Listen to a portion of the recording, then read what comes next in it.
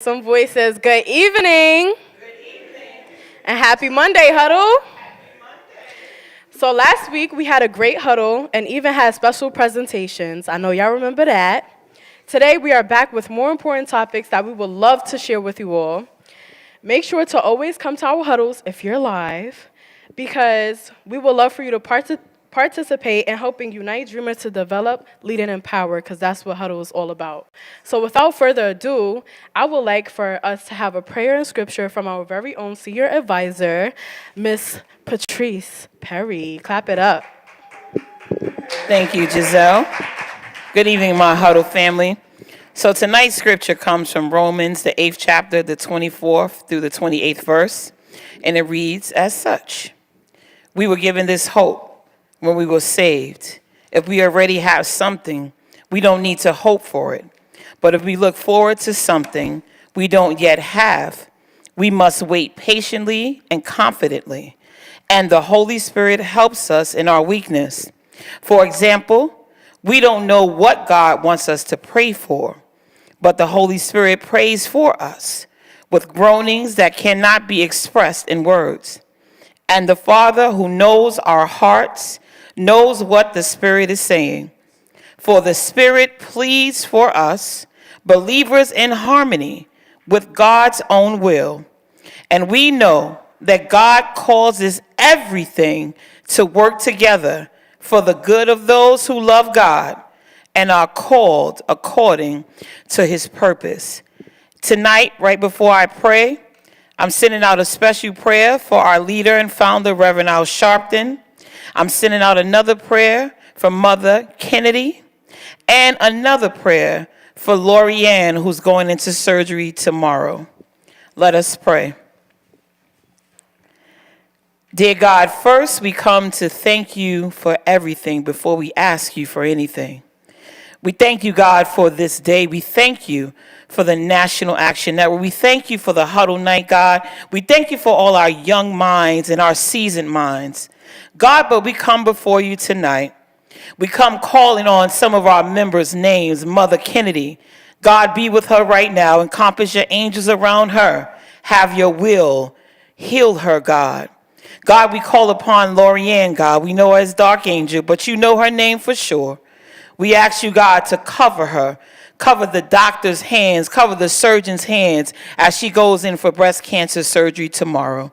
God, we know that you are the same God that had given her strength each and every day, and we know that you will not fail her. God, we also come to you, calling out the name of Reverend Dr. Al Sharpton, God.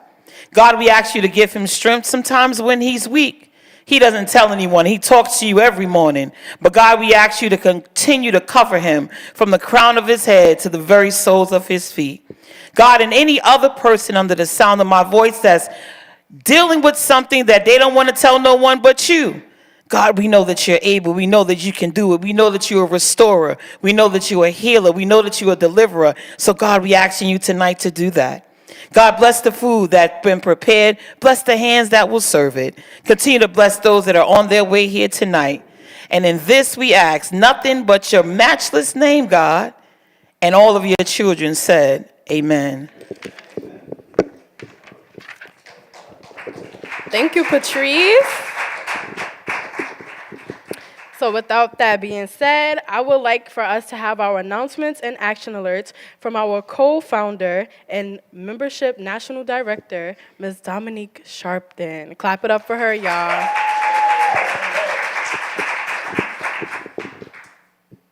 Thank you and good evening, everyone.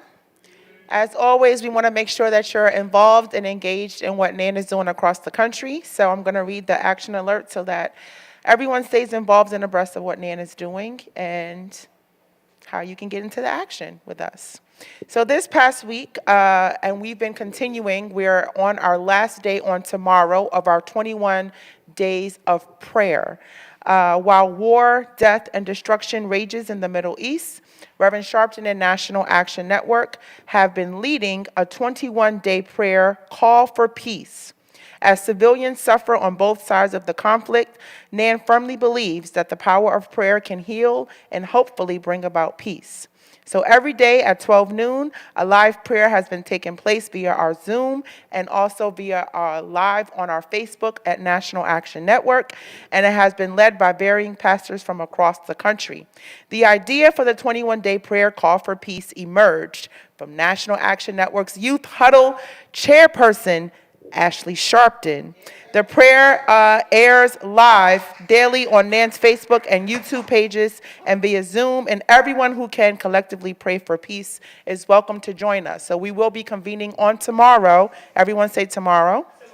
On tomorrow, we'll be holding our 21-day of our 21 days of prayer, and we'll be not ending the prayer. We will be ending this portion of the prayer, of the 21 days of prayer, with Bishop Jamal Bryant from Atlanta, Georgia.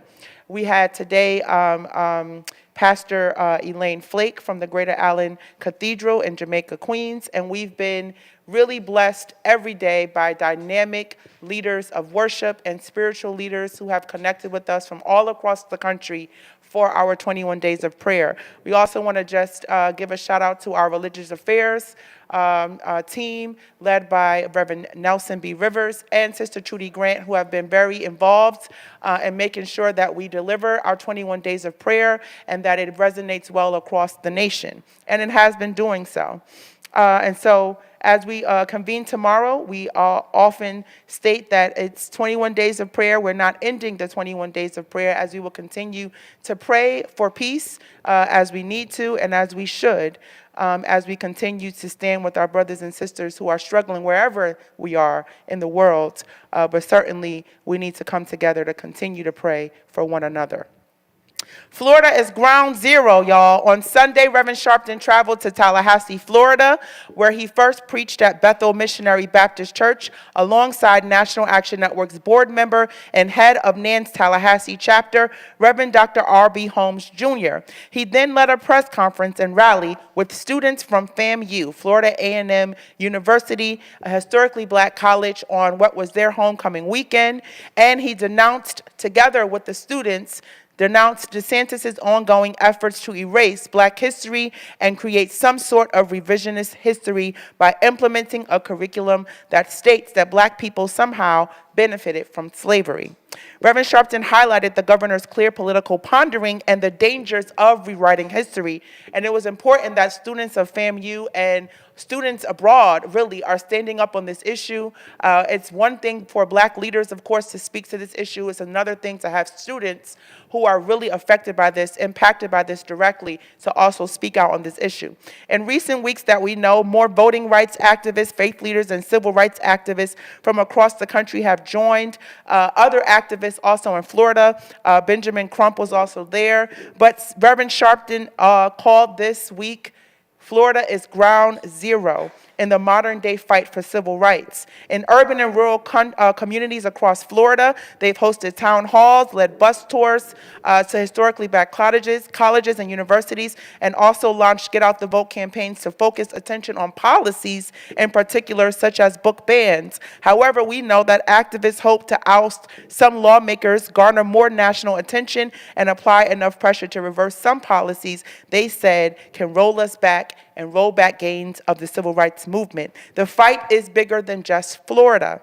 The battle around book bans and centering black history, the battle around voting, all resides in Florida, Reverend Sharpton stated. And he said he's worried about if the template in Florida works, other governors, particularly Republicans, will see that as a playbook on how to run. So we want to definitely pay attention, close attention to what's happening in Florida, and also in understanding the political process across the board, how this particular issue, of course, affects us in many different ways. Speaking of which, tomorrow is voting day in New York City and across the globe. Voting is happening all across the land. We know that local politics and local government definitely affects us and impacts us, especially black and brown people in our communities that we service and that we want to improve. So I hope that you've made your voting plan.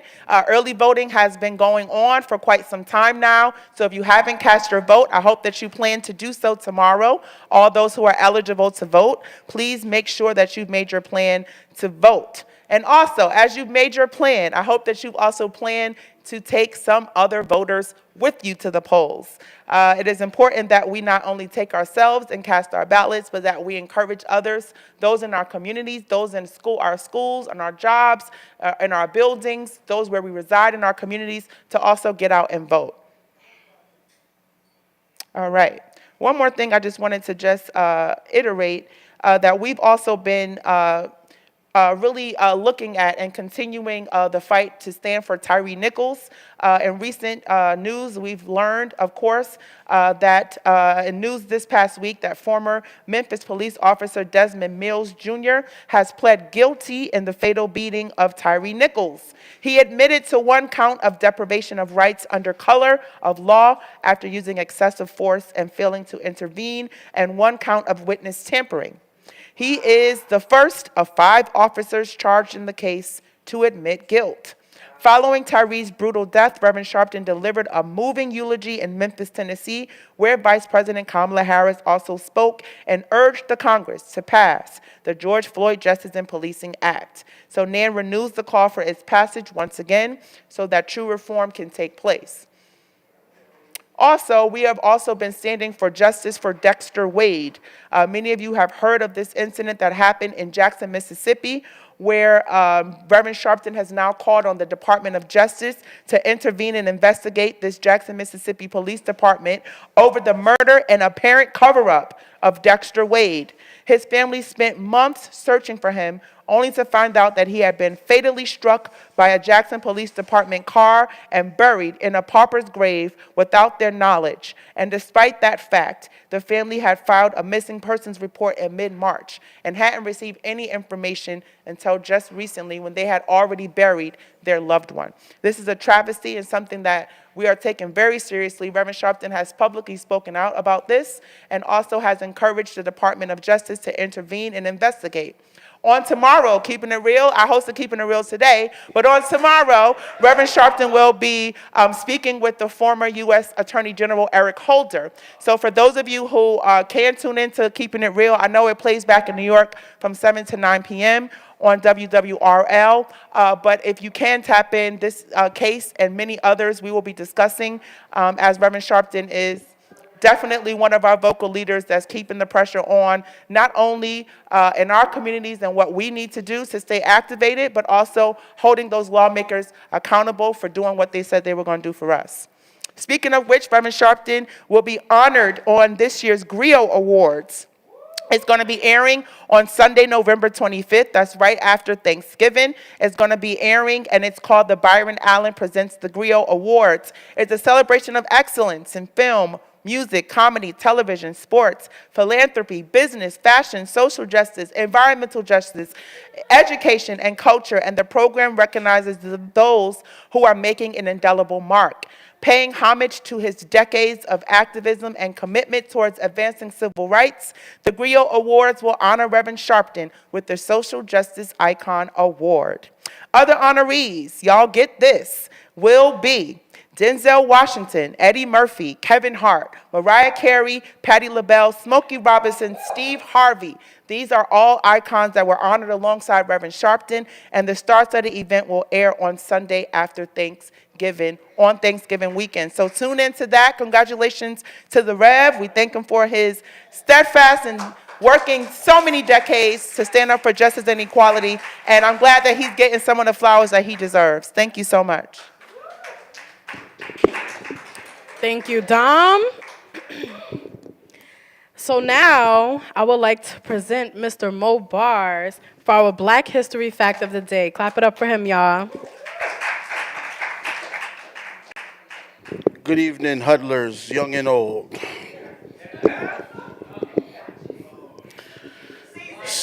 Young and seasoned.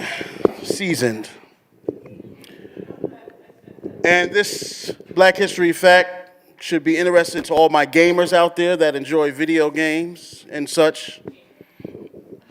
Sarah Bond announced as new president of Xbox.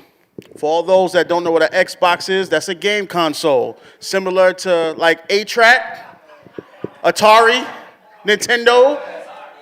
Am I anywhere in the ballpark? Is it ringing a bell at all? Search through the treasure chest. You'll probably find it. All right. Sarah Bond announced as new president of Xbox.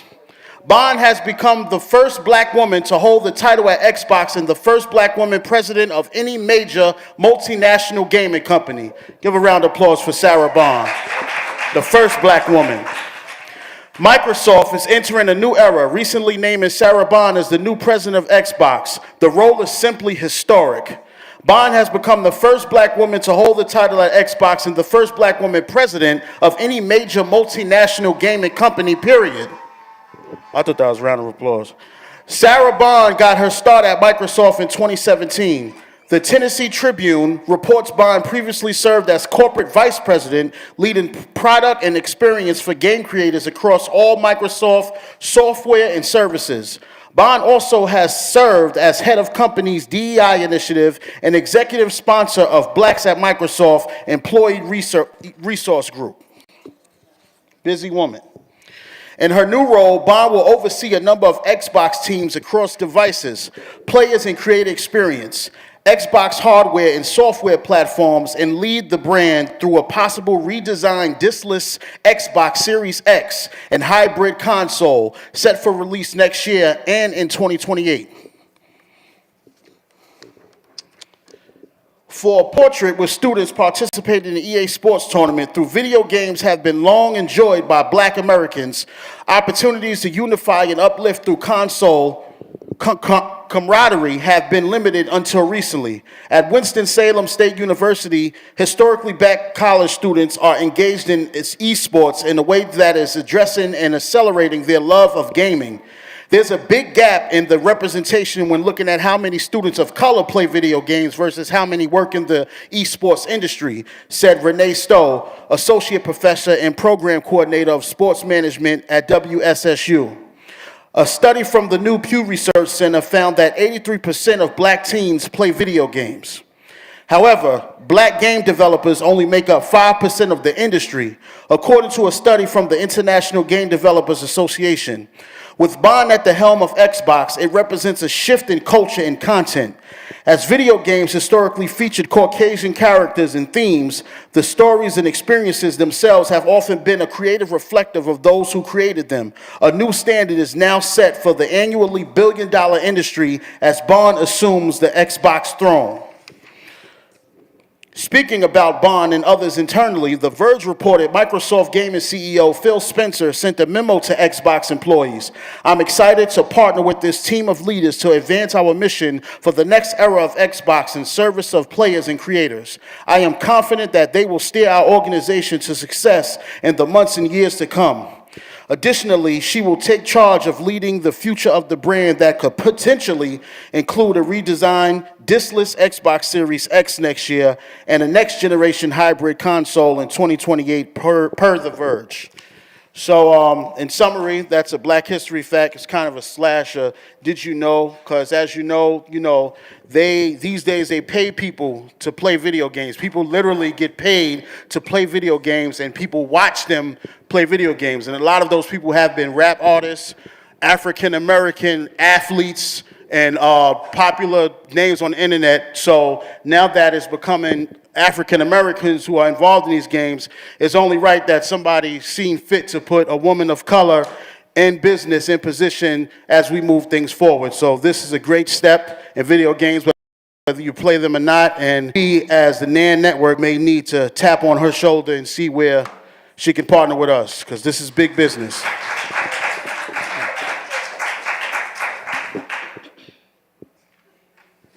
Thank you, Mo. So now I would like to present one of our young huddlers, Mr. Gino, to tell you about our membership and text alerts. Come on now. And get serious, too.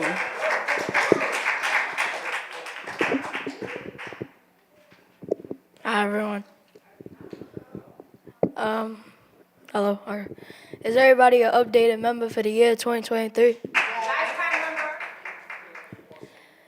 Have you renewed your membership? If not, this applies to you as well as those who are not members. The best way to stay informed and into action is to become a member of NAN. Stay informed about NAN events, close to where you live, text justice followed by your state to 59769, 59769, and join us on Saturday rally at 9 in the morning.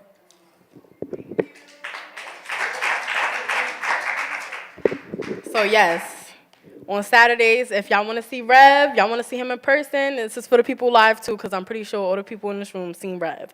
But if y'all want to see Rev on Saturday, come here, 9 a.m., no later, I promise you.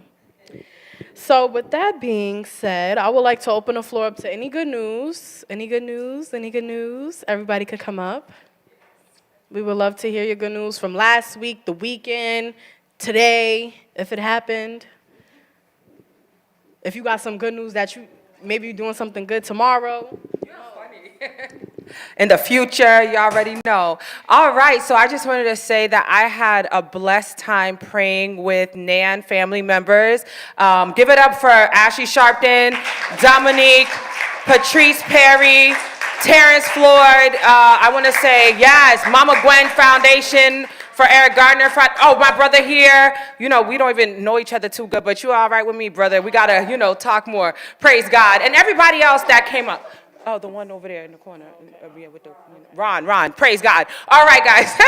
So I just wanted to say that was such a blessing because, as you all know, I'm always talking about rebuilding the broken bridges between Haiti, Africa, Black America, and things of that nature. And unfortunately, we just had a major catastrophe that happened in the Brooklyn building, and it was involving with Black America and Haitian, family members, right? So I just wanted to say that that was such a blessing that, in spite of the, the tragedy, we are coming together as a people, I feel, because even after we prayed, and I don't want to go too deep because I didn't get permission or nothing, but even after we prayed, it's okay, we can talk about it, praise God. So I'm going to talk about it because even after we prayed, praise God, we were able to talk about what are some of the next steps we can implement, right? And we talked about literally, like, why is it that we don't have conflict resolution in our schools for our youths, right? Why is it that a lot of programs that we used to have growing up, I recall having a big dog named, what's his name again? That big dog that, no drugs, say no to drugs, that big fluffy dog, you know what I mean? Fluffy or whatever. Anyway, that big dog used to come through, don't do drugs, you know what I'm saying? Now drugs are like another thing. Guns are out here rampant, and we didn't have that growing up. But here's the bottom line. With mental health, right? You don't know what people are going through. But if we have people that are constantly communicating with our communities and saying, listen, brother, listen, sister, you don't have to pick up that gun. Let's do something different, right? Give it up, right? And then also, because we are a network here at the National Action Network, maybe we can invite more of our community leaders and more of the people in to say what they really need in their communities. That thing really struck me hard. Why is it that 3 people are dead, fam? 3 in one building. And it's happening every day, right? People are now scared to come out of their doors because they don't know what's going to happen if somebody knock on the door.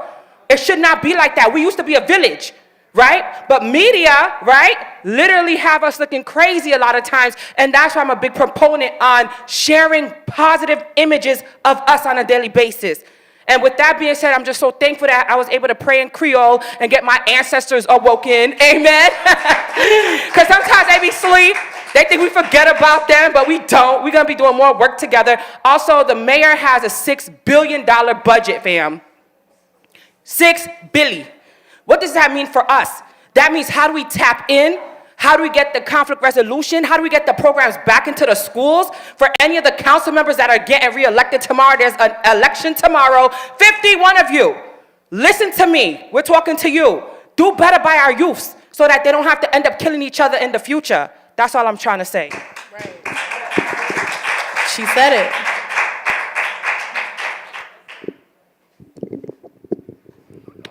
My good news is I got 100 on my social studies work for history.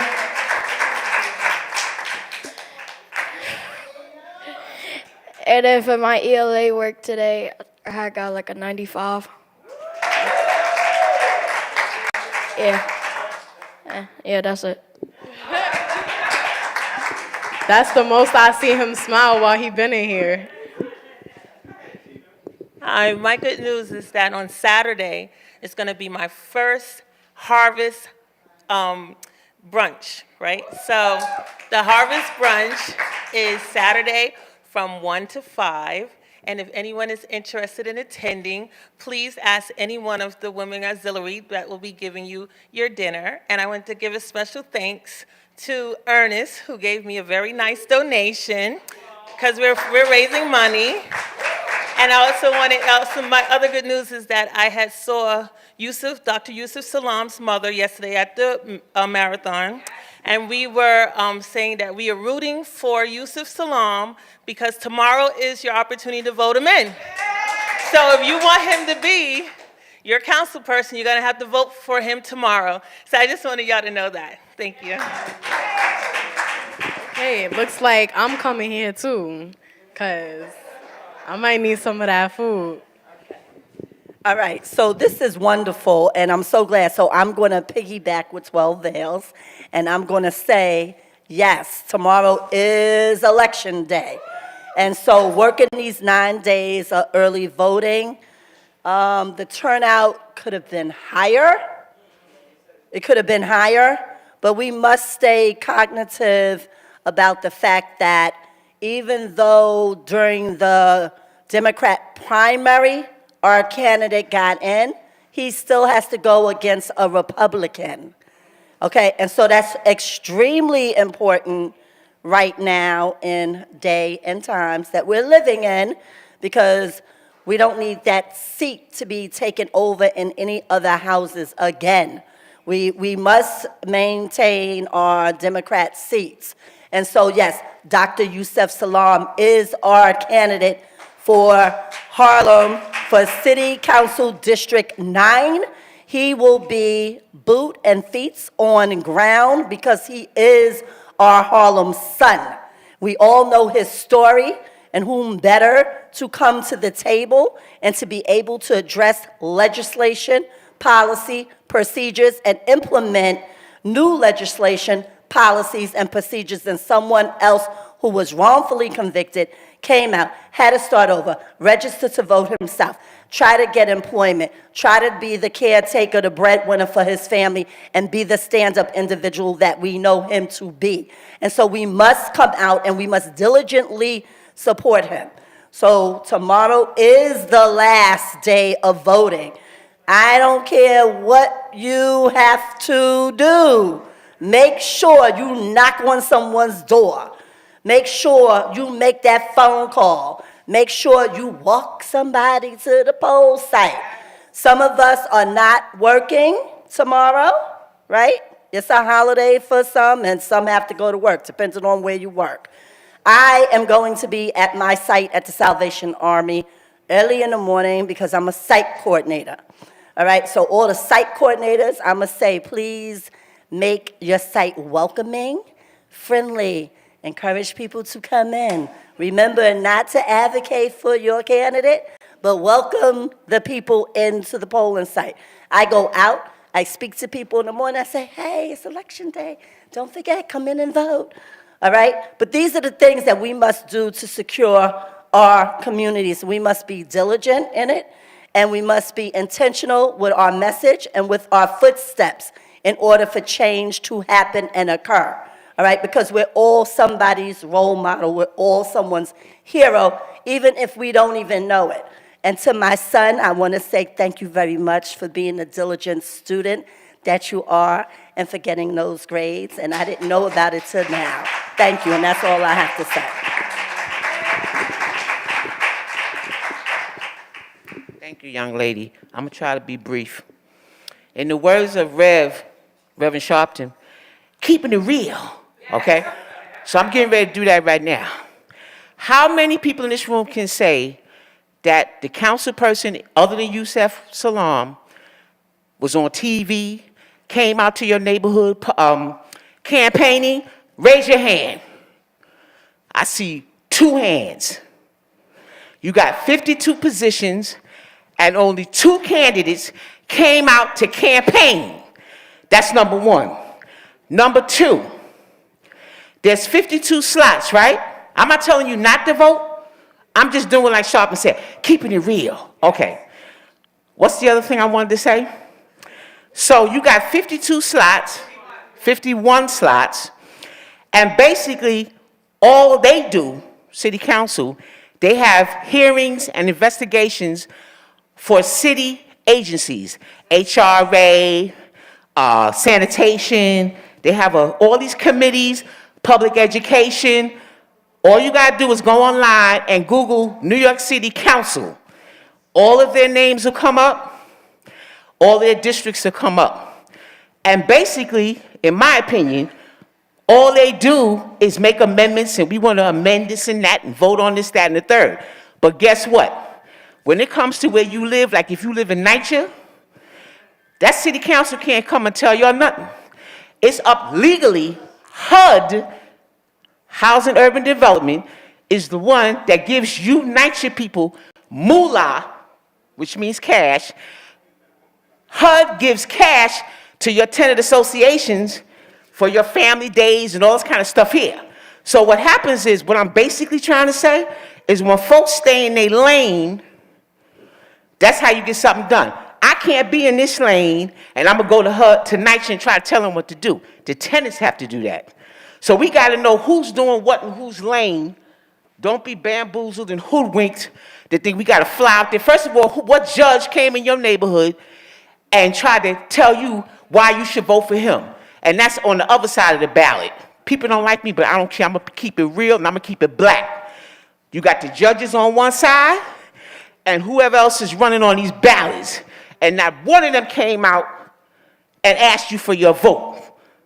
And as far as this Haitian thing out in Brooklyn, that the sister, she went to Brooklyn, her and Floyd's brother, and I don't mean to go on and on, I'm gonna shut up. Because it's insane how that man pulled out a gun about this big, shot 2 men. And what sickens me even more than that, how the police killed him and said he lunged at them with a knife when he was in his car. So now we got 3 black men dead. And it makes me sick to my stomach. And on that note, thank you for letting me talk. Oh, hi, Chris. You're going to go far, brother. I love you. Last comment? Okay, so I had to come up, I had to come up after the sister. She kept it real, that's her opinion. But like Gina said, we're encouraging everybody here to vote. You said some things about the city council, you said some things about judges. No, everybody, it was 2 people in the room that raised their hand. Well, that said, 3 that said that they came to 4. All right, okay, 5, some more are raising hands. Okay, long story short though, if they came to you or to where you are or not, and we're all active here, so I'm assuming we're all active in the community. They have to come find you very much. But they still impact us. Judges definitely impact our community. If you don't think so, that's not true, simply. The city council definitely impacts our community. It impacts every from local things. It might not impact NYCHA necessarily as far as HUD funding money, but they do make decisions that impact everything that we do in our communities on a local level. So from local to national, voting impacts all of us. And it's decisions like that, you have to be active and go to the community meetings and go to different things that make sure you're heard. Our job as activists is to make sure that the issues matter. So what she just did, I'm not gonna knock, because that's her opinion and she has to voice it. That's why NAN is open, that's why we have open NAN Huddle nights, because we want the community to share their opinions. But the elected officials are watching, their staffers are watching, and at the end of the day, we help put some of them in office, so we have to hold them accountable to what they're doing. From judges, we put judges, some of the first judges out here in office from legal night. So I'm not gonna sit here and knock those who we put in position. Some people are trying to do their jobs, but it's not an easy task at hand. And we have to continue on in our way, because some people here I know wanna run. I'm not gonna point fingers, but I'm gonna say, at the end of the day, we need to make sure that we put the right people in place and also know exactly what they're doing. Let's not assume, let's know exactly what they're doing. That's part of the civic engagement, that's part of civic training. So I encourage everyone watching to get out the vote across the nation, from New York City to California. With that said, I have news from Manhattan DA Bragg, who we helped put in office as well. Today there was the Hate Crimes The Hate Crimes Modernization Act will close current loopholes in state law. Today, Manhattan DA Alvin Bragg, New York State Senator Brad Hoylman-Sigel, and New York State Assembly Member Grace Lee I announced the introduction of new state legislation, the Hate Crimes Modernization Act, which increases the list of hate crime eligible charges from 66 to 97, which would enhance charges in certain sentences. So that's good as far as hate crimes that's happening in the city. I know some people will say, oh, that only impacts Asians, or that only impacts certain people. That impacts all of us. We are victims of hate crimes as well, and let's not be ignorant to that. So that's good that we fight here. Demonstration and legislation, that's legislation, for those who don't understand that. So we must continue to support those who are fighting to put legislation in office for us, all right? So that's news from Manhattan DA's Braxton. Again, vote tomorrow. Thank you, Ash. Thank you for everybody who came up to speak on their good news. Sometimes the good news got a little, wasn't a little too much good news, but it was facts. And when we come to Huddle, we state the facts, we state the good news, we state everything. And that's what we're here for. That's what we're here for. So, without that being said, I would like to go on to our Did You Know. So y'all know, we like to do our Did You Knows because you may not have known. So, we're going to start off with the first Did You Know? Christian Matthews. Please clap it up for him. Good evening, Huddle. Okay, so it is already 7:08, so I'm going to do this fast, and we have some other Did You Knows, so I don't want us to be here all night. So my Did You Know is some churches in Florida are offering Black history lessons in response to state restrictions. Okay. Some churches in Florida now offer Black history lessons to their congregation in response to the state's restrictions on education. Earlier this year, Blavity, hope I said that right, reported that Governor Ron DeSantis backed the Department of Education's ruling to reject an African American Studies course for its high school advanced placement curriculum. Since then, there have been several laws regulating how educators should teach Black history in public schools and state colleges. Remember, this is the same man that said that slavery gave slaves the ability to learn new skills, okay? Now, Black churches are fighting back by using their own toolkits to provide their flock with unfiltered information about Black history. Isn't that something to clap for? A pastor in Florida says, "My initial reaction was disbelief, and then it turned to anger," Johnson told the outlet. Like other religious leaders, Johnson turned to the internet to find the best alternative for his congregation. He then discovered an online toolkit created by Faith in Florida, which gives churches the resources they need to counter the state standards. It's up to us to be able to write our own story and to tell the truth, Johnson said, per NBC News. Pastor Sharon Riley of Agape Perfecting Praise and Worship Center in Orlando also used the same online toolkit to teach Black history lessons. Because we have families who have students who are registered in our public school system, we know there are certain pieces of information relative to our history that are not going to be taught, Riley told WMFE Orlando's NPR station. The Florida pastor's goal is to educate their members. The Florida's pastor's goal is to educate their members, specifically the children, by using the toolkits to teach them everything they should know about Black history. Well, while the church is going to always be an educational institutional, period, we teach people how to live their lives, how to raise their families, how to plan their future. We teach. That's what we do, Riley said. So that is my to know for today, and I want to ask one little quick question, 30 seconds, whoever wants to come. And my question is, how do you feel about Black churches opening up their congregations to understanding what Black history is. There's a difference between, getting up and preaching a sermon every Sunday and, speaking truth to power through the pulpit, which a lot of people do, and that's a good thing because it's biblical. A lot of people did that and spoke against social injustice and certain things, and, that's true. But how do you feel that these churches are now using these toolkits as a way to teach Black people, and especially our young people in Florida, about Black history when they have a governor that is saying slavery was used as a tool to help Black people learn new skills? I don't remember what he said, but he said something crazy like that. Go ahead. I think you're right on the target, and as you all know, I am a dual citizen of Florida and New York, and you guys have heard my story, some of you, about being bullied and going through racism most of my life in Florida, being darker skinned, so therefore it was like, yo, this was unreal what I went through. But I thank God though, you know why? Because the Satan literally gave us, you like that, right? The Satan literally gave us a way to implement something that our pastors never thought about. A lot of times, you know how it says it in the Bible, or if it's just a quote Black people came up with, what the devil meant for bad, God made it out for good, amen? So while they've been trying to hold us down, they finally woke up and said, you know what, we gotta do more. We got to educate our people more. So to Satan and all his little goons down there, let me tell y'all something. I'm so thankful for y'all, you and your Trumpers, because you know what you do?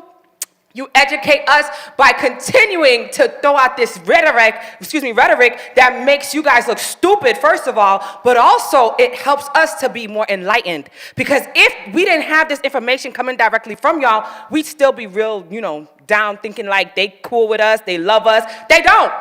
Let's be honest, and I could tell you straight up, and if you guys heard some of the stuff I've been through in the past, you'll understand why I fight so hard for us and for our future. Because at the end of the day, I didn't know at 7 years old, 8 years old, that I was gonna be an activist today. I just knew when them white boys were trying to call me a Haitian that came on a banana boat, I flew to Florida. My people had money, we had houses. What you mean I'm coming from a banana boat? I didn't know what that was, right? Because I didn't know that my people were going through so much. And then I just wanna close with this. As the Haitian community, right, y'all need to do better in teaching us our history. I didn't know anything about Haiti until I was 21, even though I've been traveling back and forth all my life to my homeland. You know why? Because the white folks want to make us feel like our country ain't no good.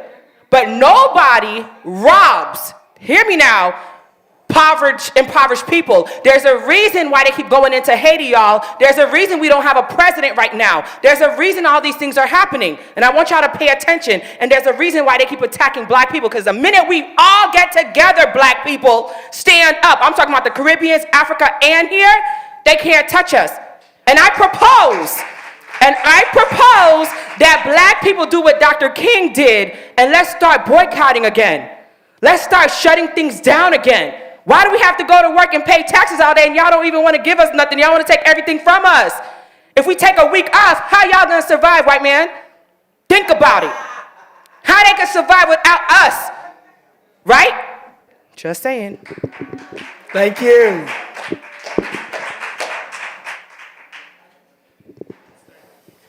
No, I ain't. Okay.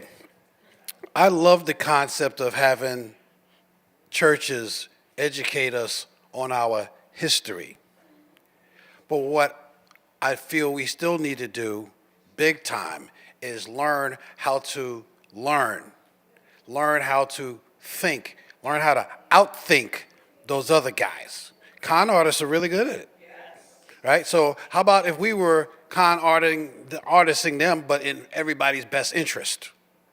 So most of the time, people don't really like education because it kind of sucked when they was in elementary school and high school. Like, oh man, I don't want to do that no more. College, But that's just information. That's not teaching you how to be an independent thinker, how to create with your brain. And that's what's missing from us, because if we was coming from independent rather than memorization, then we'd be like, keep our mask on. We'd be like, oh, I see where you're coming from. And then we come up with a strategy to straighten that out.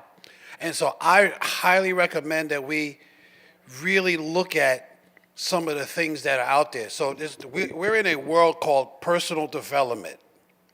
you know, you all heard of Tony Robbins and you know heard of Scientology and all this other stuff, but I'm serious. Like, there are books out here that maybe we should start doing book clubs and start reading the books about human nature, about human interactions, not just our history, because that was back then. And it's good that we know our history, but we need to know how to handle the future. And that's what I'm talking about. I'm complete.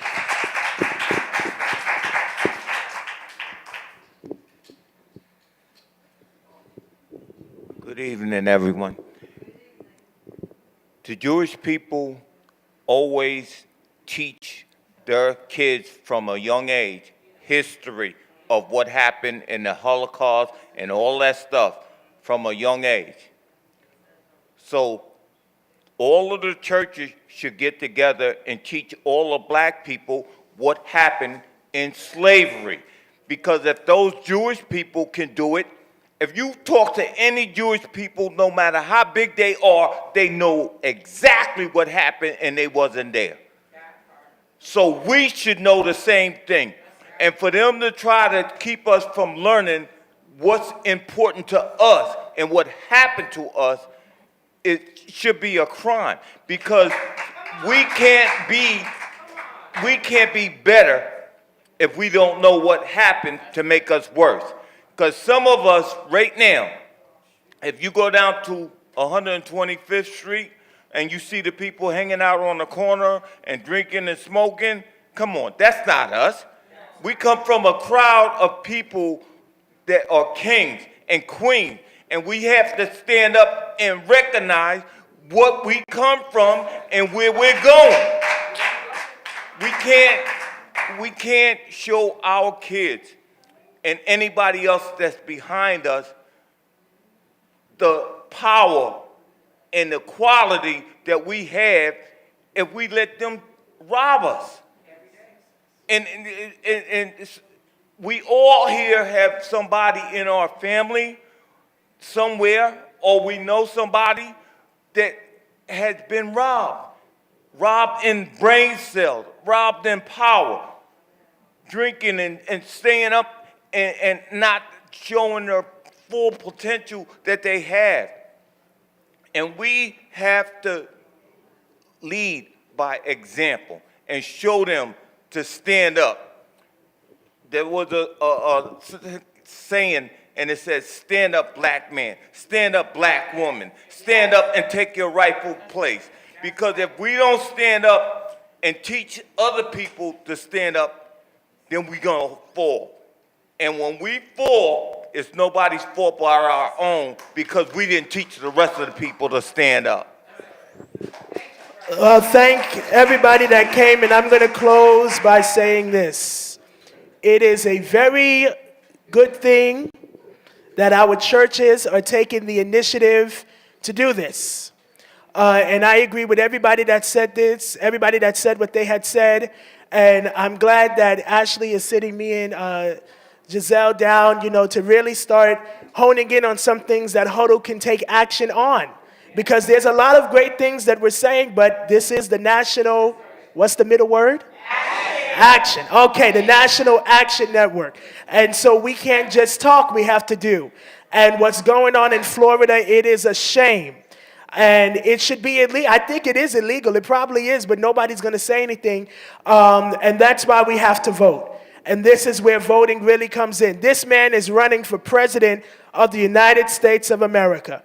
And even if he doesn't become the Republican person, and it's going to be Donald Trump, most likely Donald Trump will have him as a vice president, because that's going to give Donald Trump more than enough votes, because the Republican Party right now is split. You have to really pay attention. The Republican Party is split between Donald Trump and Ron DeSantis. And what will give Donald Trump the edge is by keeping this man at his hip and making him vice president. It is a dangerous thing, and even the way Donald Trump is talking. At first, Donald Trump wasn't talking nothing about black education. But now all of a sudden he has changed his mind and said, no more critical race theory, no more this, no more that, out of nowhere. And so we see that alliances are coming, and it's all for votes, and it's all going to be bad for black people, and it's all going to be bad for people like you and I that are sitting in this place. So we need to continue to vote, and we need to hope and pray that these people do not get elected and that our rights are not taken away from us. And that is my Did You Know for today. Thank you, Christian. Very nice job. How did y'all like that? Clap it up. Can we give... Come on. Christian always does the job. All right, so for our second Did You Know, I would like to present Reverend Ron. Let's go. The man of the word. You just not God, though, but to the man of the word.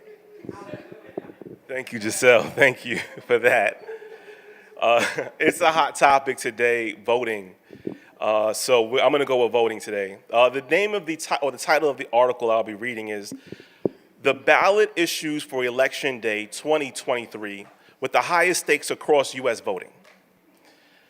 The question that I'm going to pose it before and after, is what role does voter education and awareness play in increasing turnout, and how can it be improved? I'll ask the question again. Please keep that on your mind. So, November 6, 2023, this is CBS News. Voters in 5 states are taking up ballot measures in 2023 elections Tuesday, weighing in on issues including abortion, marijuana legalization, and abolishing wealth tax. The ballot increases measures likely to attract the most attention are in Ohio, Texas, Maine are going to be watched. So in Ohio, the first issue is abortion access. Ohioans vote on whether or not Ohio's constitution to ensure abortion rights is in the state, which appears on the ballot issue 1. It's a yes, or they'll be able to vote no. Ohio is one of several states that have put abortion protections on the ballot after the Supreme Court overturned the federal right to abortion with the decision of Roe v. versus Wade. So what CBS says that voters think Trump is more likely to increase world peace than Biden, CBS News reports from their poll. I'm going to say that again. According to the CBS News poll, voters think that Trump is more likely to increase peace in the world than Biden. If the measure receives a simple majority of votes, it will become a law within 30 days after the election. So that was a poll. It wasn't an opinion of how people feel. But yes, last year, Kansas voters rejected the ballot measure that would have eliminated abortion protections from the state constitution. Issue number 2, Ohioans will be dealing with is marijuana legalization. Ohioans are also voting Tuesday whether to legalize recreational use of marijuana. It's on the ballot as issue number 2. If it passes, the new law would allow the sale and purchase of marijuana for personal or recreational use, adults 21 and older. Eligible adults would be able to purchase and possess up to 2.5 ounces of marijuana at a time, and sales would become taxed by 10%. A vote against the measure would mean marijuana remains illegal in the state. All right, now we're going to the state of Colorado, proposition number 2, excess nicotine taxes for preschools. A ballot in Colorado, proposition number 2, would allow the state to keep up any revenue that exceeds officially projections from tax increase on tobacco, cigarettes, and nicotine, and require Colorado officials to spend those funds on preschool education instead. If the measure is not approved, the state must refund excess revenue to the wholesale and distributors. Main question number 2, expanding ban on foreign spending in elections. Foreign spending is already prohibited in federal, state, and local elections, but a Maine initiative would expand that ban. The ballot measure would prohibit foreign governments as well as entities with at least 5% foreign government ownership or control from spending money on influencing candidates on a ballot. The measure also directs TV, radio, prints, and online news organizations to establish policies to prevent publishing communications where the foreign government influence entities have illegally spent money. Main question number 8, removing bar against voting by some with mental illness. Another main ballot measure would remove a constitutional provision that a federal court has already found unconstitutional. A state provision barring people who are placed under guardianship because of mental illness from voting. A federal court in 2001 found Maine constitutionally provision violated the Constitution's due process that equal protection clauses amendments to make voting available to people under guardianship for mental illness have been on the ballot in Maine before, but not since 2000. And a public understanding and perspective on mental illness has shifted significantly in the last 23 years. Now we're going to go to the state of Texas. Banning wealth tax. Banning wealth tax. This Texas measure supports amending the state's constitution to prohibit the Texas legislation from enacting a tax on a person's wealth or net worth in the future.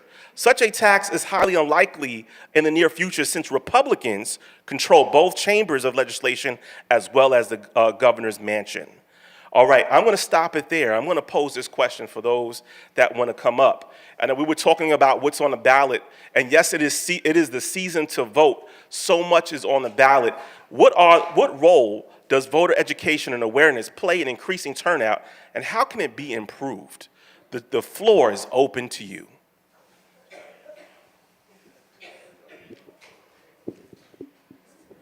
Hi. Well, I'm not all the way eligible to vote yet, but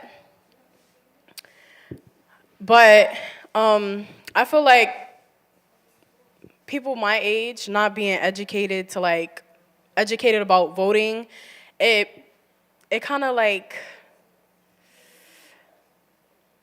well, I feel like, okay, I'm gonna restate it, sorry y'all. So I feel like educating people like my age, because I speak for the youth, to vote is important because we don't know like who's running. We don't even know like what a ballot looks like sometimes. Like we don't know the description of the people who's running. We don't know where to find that at. We don't know how to read one of those like papers like that. So I feel like there's not a lot of people, older people, no offense to y'all, but there's not a lot of older people telling us like, yo, this is what you need to be reading. This is what's important. This is, you feel me? Not even saying like, oh, y'all need to tell us who to vote for, because I know y'all not gonna do that. Most of y'all do that. But I know like just informing us like how to even write on a ballot, like stuff like that, we don't know, because sometimes we don't want to know it. Sometimes we don't care to know it. We're teenagers, we like to do other things. But at the end of the day, if we get more people telling us these things and showing us like, okay, listen, you could do anything else you want to do, but we're the future. Like, we're literally the future. Once y'all train us, that's it. Y'all go on, and we're coming up here. We have to take the forefront. So we need to know who we need to be voting for. We need to know what we need, what actions we need to be taking. But there's not a lot of help in that part. So that's what I could say about like people for my age and my age bracket. We're not very informed about things like that. Not blaming y'all, but y'all could do a little bit more better. That's why I like to come to Huddle. Hold on, but that's why I like to come to Huddle every Monday. I like to come to Huddle every Monday because if you don't know, we'll teach you, and that's a fact. So,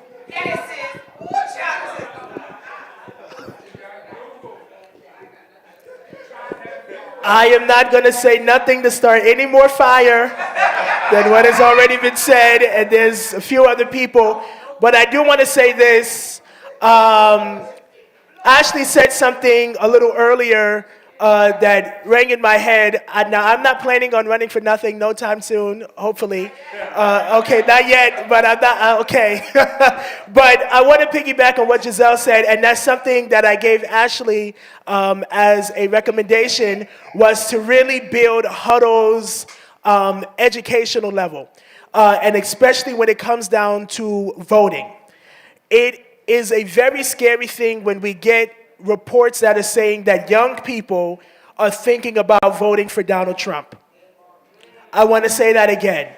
There is a different demographic. Donald Trump, we all know that the Republican Party, the votes that they get are more urban, suburban, rural kind of areas. They don't get the urban hubs. But when you start having statistics, and even when you hear young people that are saying that they're going to vote for somebody like Donald Trump, it is a very scary thing. Because if we all know, let's use New York as an example. This is something that we talked about 2 weeks ago. New York State is a Republican state. Do we know that? New York City, there has been talk, and people at the federal government is still trying to separate New York City and the rest of the state because the 9 million people in this one city control the entire state. It controls the Senate, it controls our state Senate, and it controls our representatives in the federal government. New York City outpowers them by every number. Even on Staten Island, we still have Democratic people on Staten Island. So we have to be really careful and really mindful when we hear young people. Somebody said to me, oh, you know, Joe Biden didn't give us no money, Donald Trump did. I'm going to say, don't yell at me. I said, you're an idiot. Donald Trump didn't give you money. I said it just like that. Donald Trump didn't give you money. Actually, if we really think about it, at first, Donald Trump didn't want to give money because he wanted his name on the check. So he was going to veto it, and then Congress had to do it. And then even that, the president cannot give funds. Congress has to approve it. And who was in charge? The Democrats happened to be in charge during Donald Trump's time. So I want that to be, you know, that's really something. I'm glad that I'm educated on it. My family, you know, Giselle, I thought you was able to vote, but I hope you pre-register to vote. That's a good thing. Most young people don't know that when you become 16, you can pre-register to vote. I pre-registered when I turned 16, and then I voted during early voting. City and state elections are some of the most serious elections because sometimes we always want to talk about the president, and yes, we need to be understanding what our president, who the current president is, what they're doing, re-election and all of that. We have to understand that, and so educating our young people is important, even educating some of the current people, because we have people that are registered to vote that just don't want to vote. And something that we always say is that one person that does not vote is a vote for the opposing side. So even if you don't vote for that one side, the opposing side is getting the upper edge because you did not vote. So I want you to keep that in mind as well.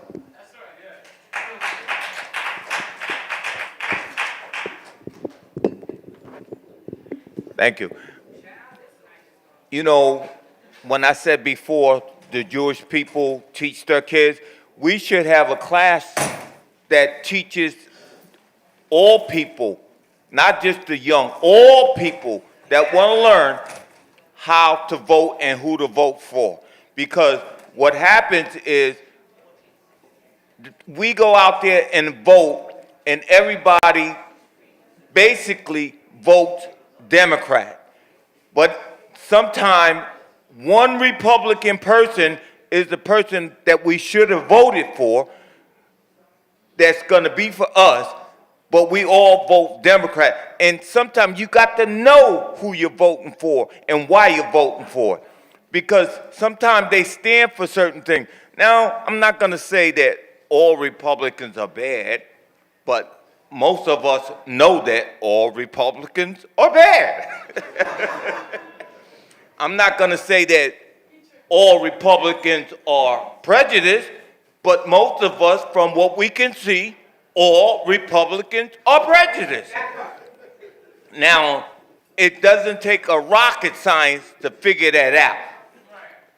And these people that see what's going on and still vote Republican, you know where they're coming from. Because if you know somebody is wrong and they're doing something wrong, why would you vote for them? Why would you vote for them? All those people that's standing up for Donald Trump, know, excuse my French, I know we're not supposed to this, but I'm going to say this, know damn well that they shouldn't vote for him. And know that he's doing wrong, and he's doing wrong to all people. And if they got him in court and all this kind of stuff, they know what's going on. But yet, they still voting for him. So now, if we don't have people that's teaching us, churches, other people, passed down from ages and back, we're not going to get anywhere. You know, each one teach one. Each one reach for one. Pull them up by the bootstraps so that they can know. It takes all of us. It's not just coming from one of us. It takes all of us. And we got to stand up and fight because the other person that you think might know don't know. And if you don't ask questions and you don't lead them and help them, they ain't going to know. And most people are too proud to say what they don't know. So you got to work with people and help people all the time, not just some of the time.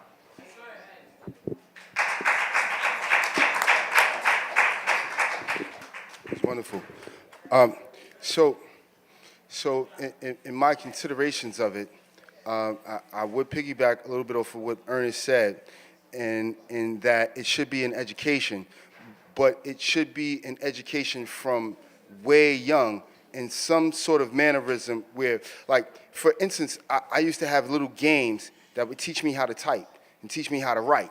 So it should be, like little games and stuff, little things, innuendos that, you're not really even paying attention to. The little child is learning.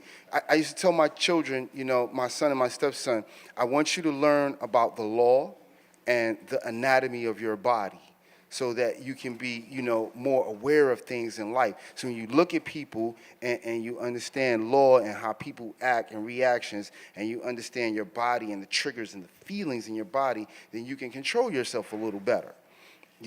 So if we implement stuff like this in school, then it would be better for them to get an education from the beginning.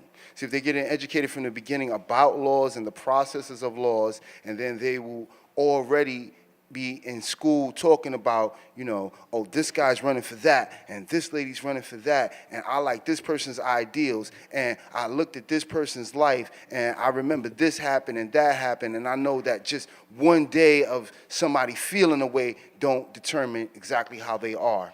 So they can look at things in more in a total way. And also, I think that in the music and entertainment, someone was telling me that, love is going out of the music.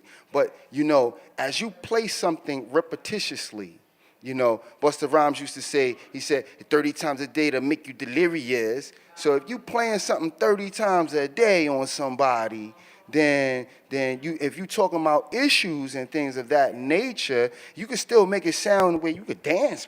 Yo, listen, I like to dance, baby. But you gotta make it interesting. You know what I'm saying? Michael Jackson used to have that effect a lot. If you listen to the lyrics, she's a slave to the rhythm. It's talking about how this woman gets up, she satisfies her husband in the room, then she's at work, then she has to make sure the kids are ready for school, then the boss is trying to keep her down for overtime, and she gotta say no and be respectful, because I gotta go home, and then she get home, and then the guy just don't appreciate her. And y'all looking at the dances, and look at Michael Jackson, and all of this stuff, and then you're not paying attention to the words that are coming out of his mouth. So then in the music and entertainment, it is playing on your subconscious mind repetitiously. You know what I mean? All right, thank you. Thank you.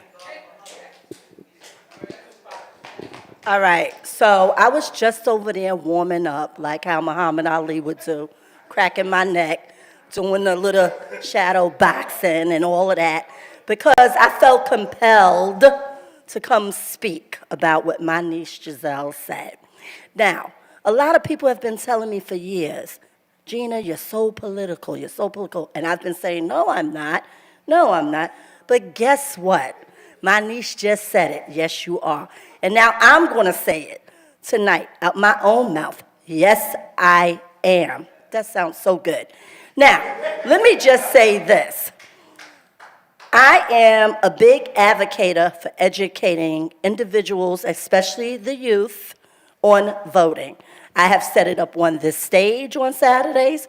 I have said it in education committee meetings when I was the chair. I have said it after. I will continue to say it. I have asked for people to help me to go out to the high schools to register high schoolers for working the polls so that they can understand how that process works. They can work early voting, they can work election day, they get college credits, they need their guidance counselor or their principal to sign off. I even bought those poll worker applications in for students here and everywhere else.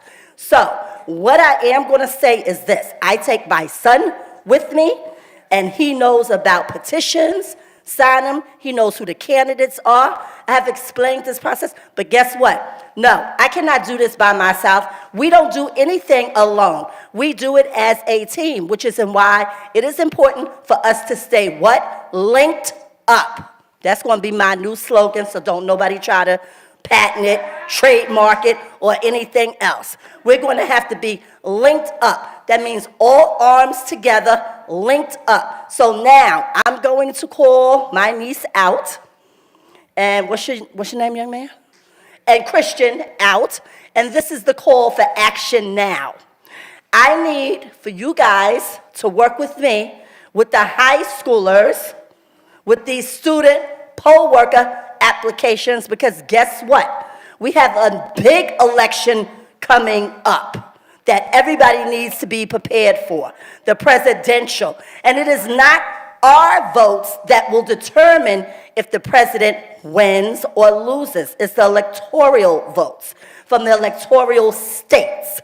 And we will tackle this on, and what I will start doing as soon as I get the thumbs up, I'll start holding education, voter education classes here on Saturdays or a day during the week. We're going to go through the schedule.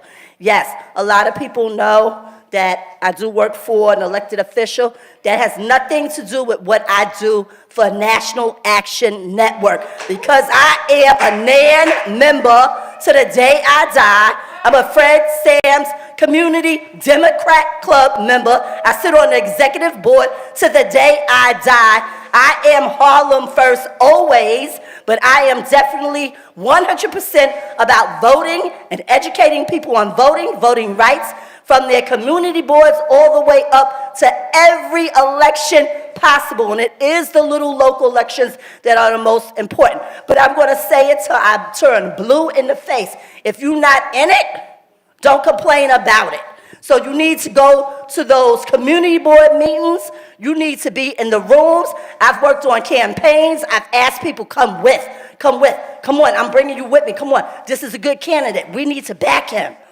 Come on, stop playing with me, all right? So now that's the new call to action. Thank you very much.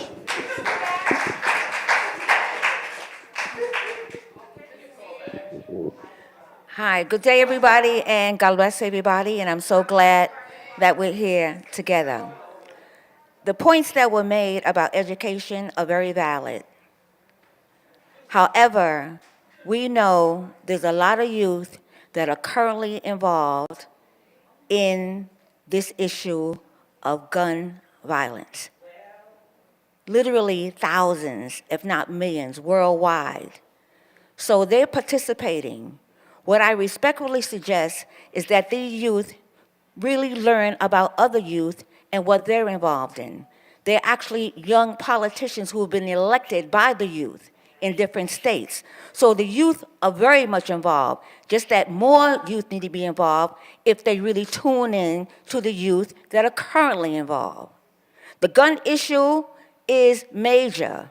It's major enough for a person to decide what party they're going to vote for. That one issue is significant enough for every youth to really know no Republican has ever voted for gun laws that really want to control the gun violence. That's enough to know, don't vote for a Republican. Don't want to control gun violence, they don't need to be elected. And there's a lot of youth who are very concerned about gun violence simply because the reality is there's been violence in their schools. It's been on the news worldwide. So the youth who claim not to be confused about what issue they should be voting about and who they should vote for, just deal with the one issue of gun violence and you will know who you're supposed to vote for. It has to be Democrats. They're the ones who really want to really make an effort to control this gun violence. That's one issue you could really learn about today for the 2024 election. Like I said, the ideas about education is extremely valid, but it takes time and planning to get all that to happen. Deal with the issue that's currently happening today. Deal with that issue, youth, and it's gun violence. It's current and it's present and it's regular. So it's no excuse to claim you don't know who to vote for. Deal with that one issue, you know you're supposed to vote for Democrats. And a Democratic president who's very concerned about the gun violence that's been affecting predominantly youth. That's the major cause of youth death now, is gun violence. Act like you know, tune into the news. You youth, go on the social media, tune into the news in between whatever interests you have. You will know there's thousands of youth who are in this system that are helping young politicians get elected who are going to make an effort to control gun violence. Thank you.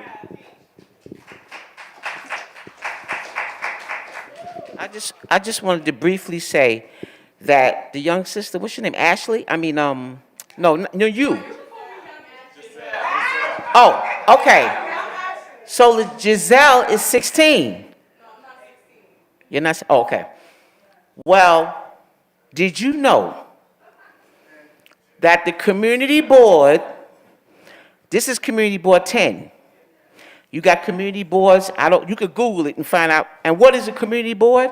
They deal with the liquor and licensing, they got land use, they got, you name it, youth and parks and recreation, all that.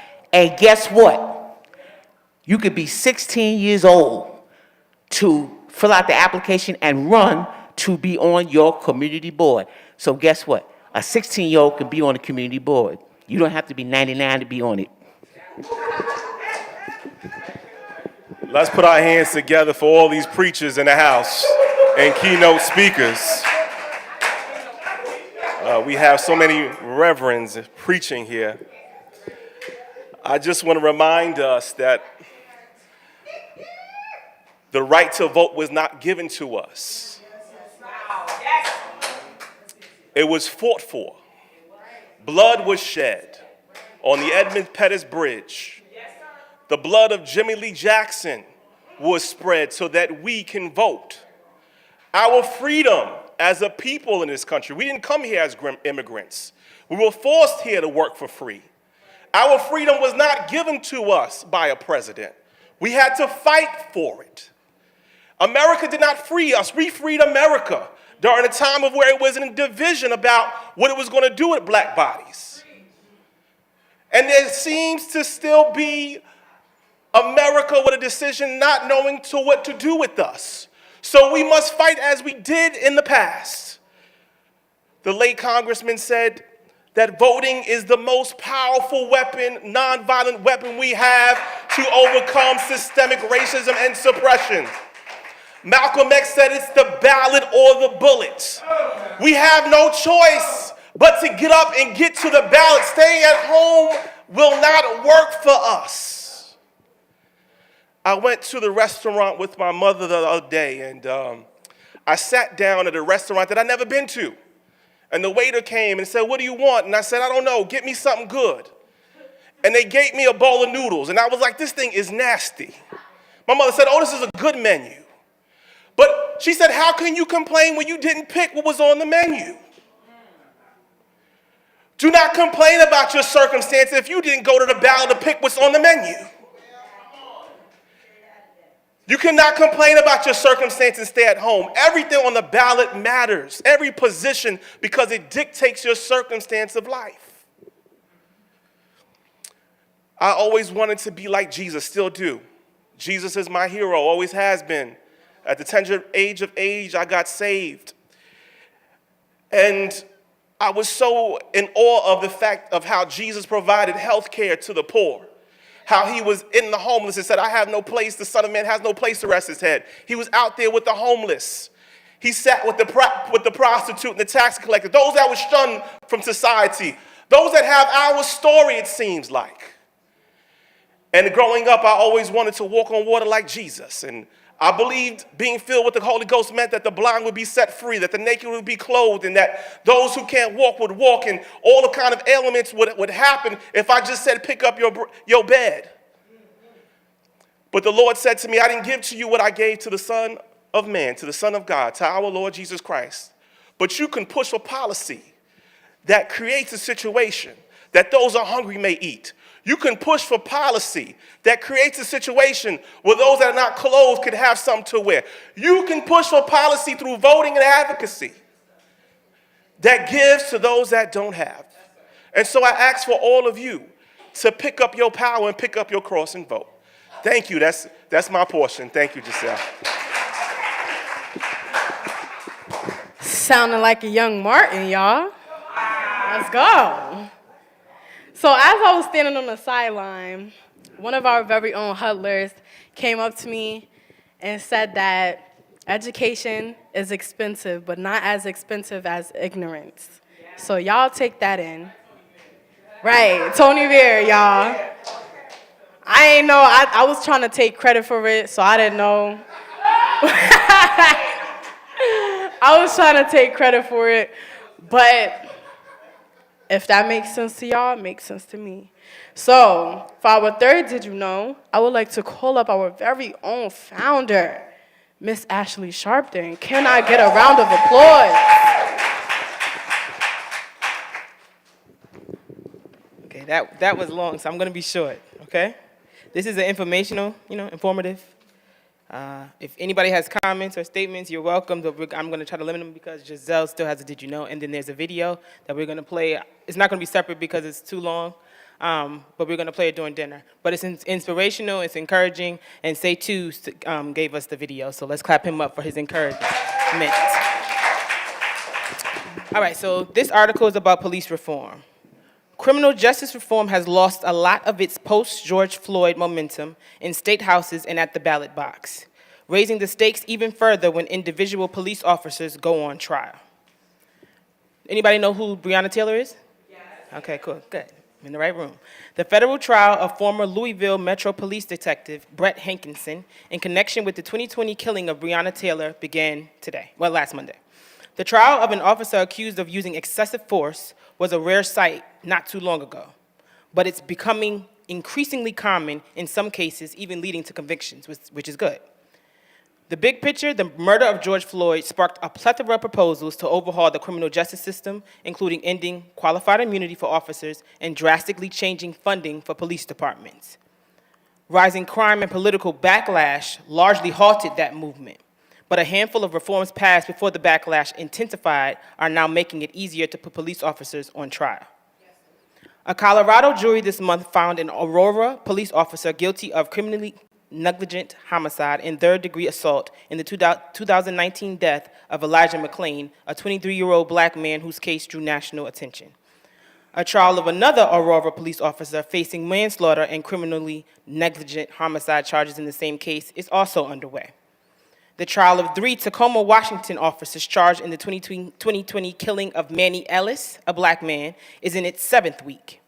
The case marks the first time Washington's Attorney General has filed criminal charges against officers for the unlawful use of deadly force. I'm going to say that again.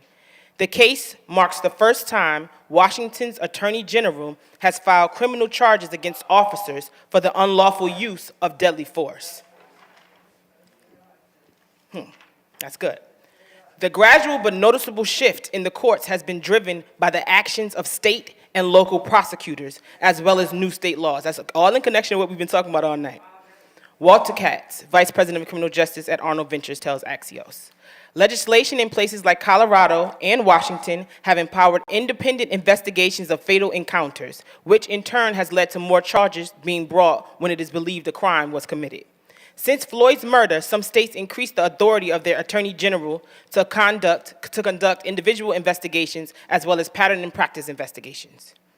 To zoom out, last week, California Governor Gavin Newsom signed a new law prohibiting medical examiners from using excited delirium as a cause of death after a fatal police altercation.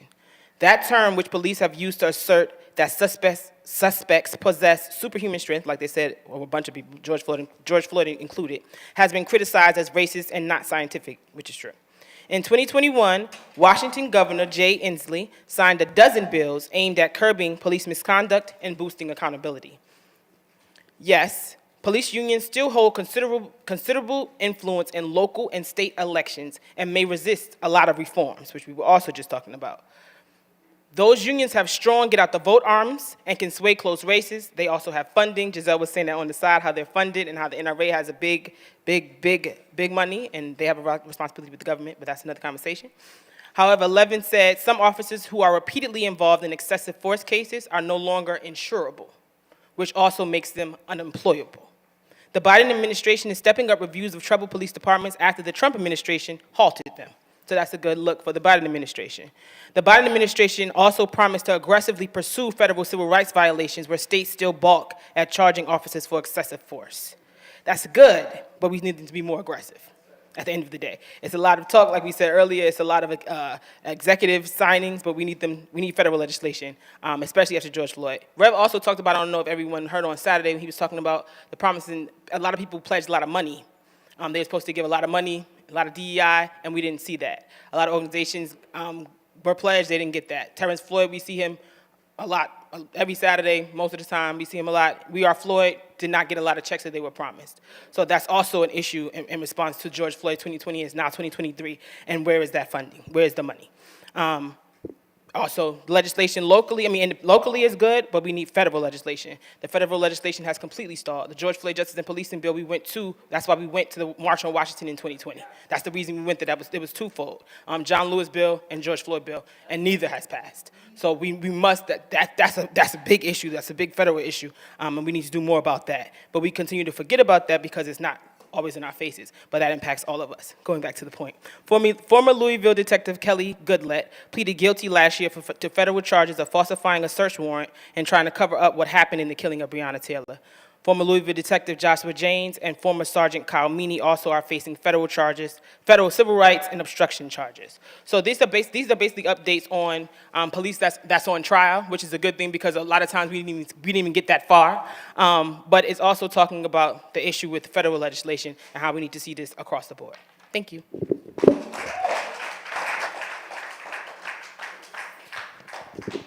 Thank you, Ash. So I'm gonna do the last Did You Know before we get to our video.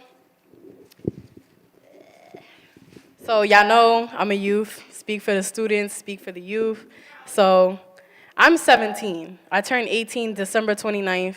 For anybody who's confused, I will be somewhat legal by the end of this year.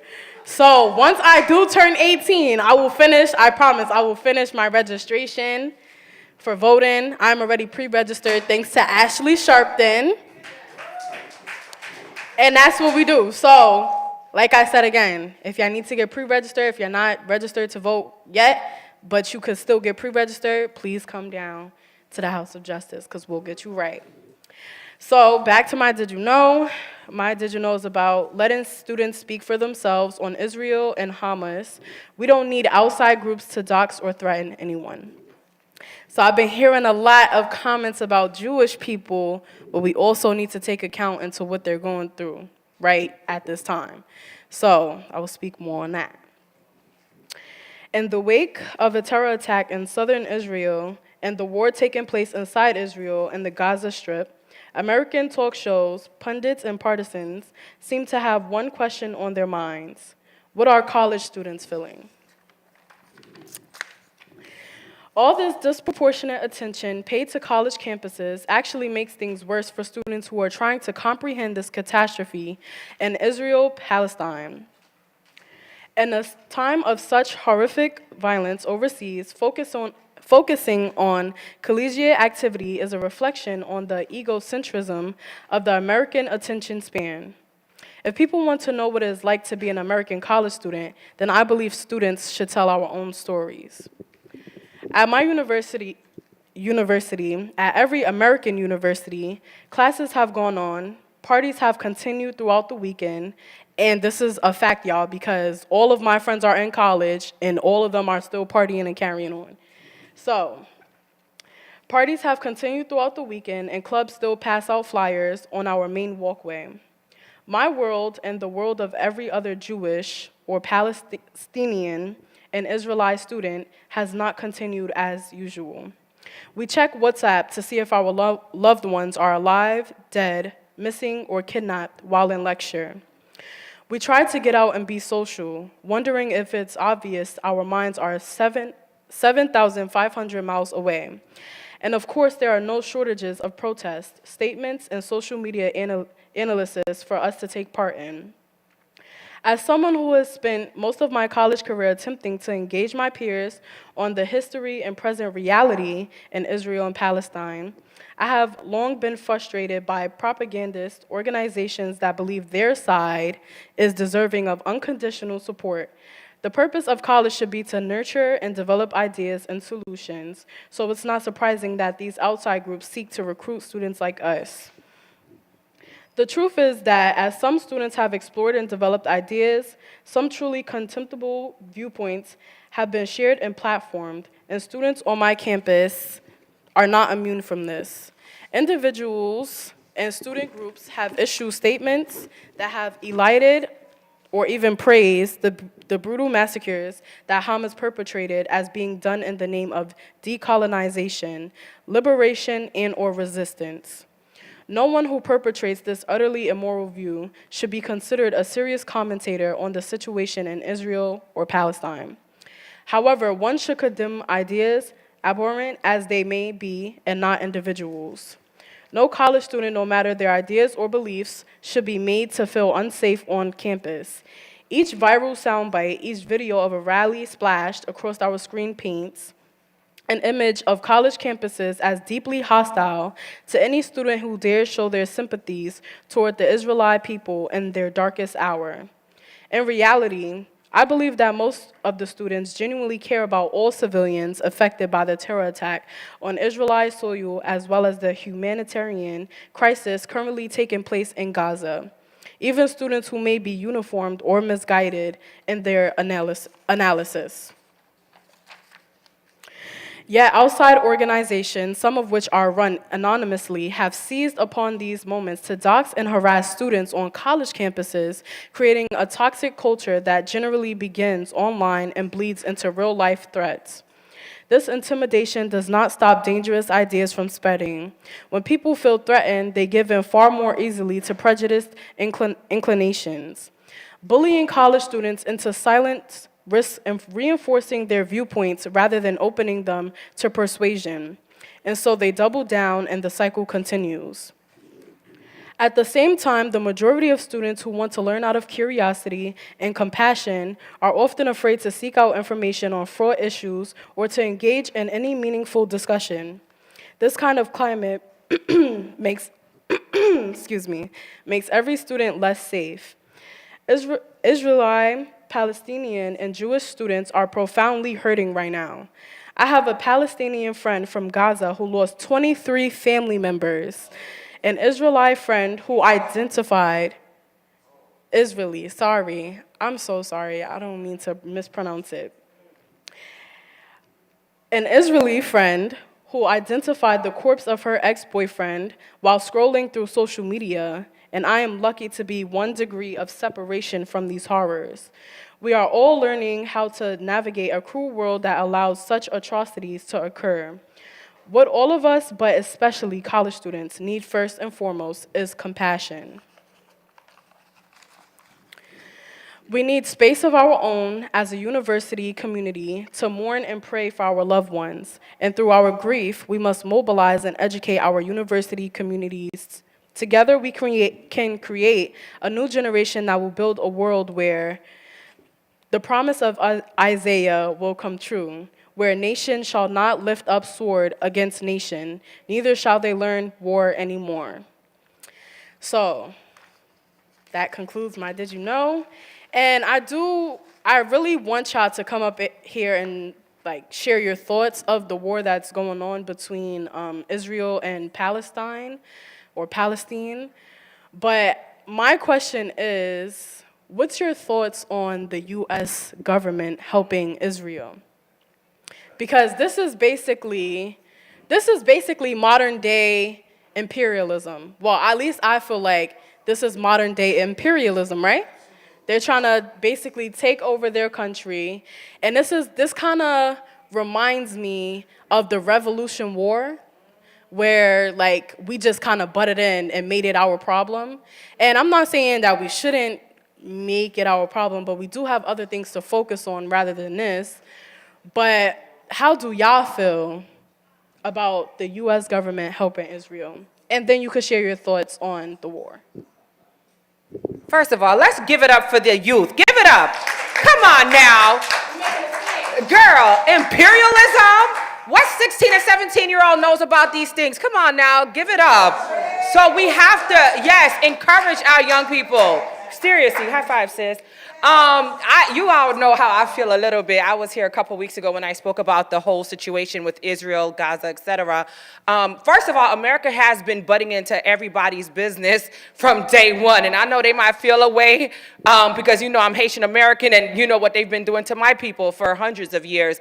But here's why. They want to be the top of the chain. Nobody else can have any power except for America.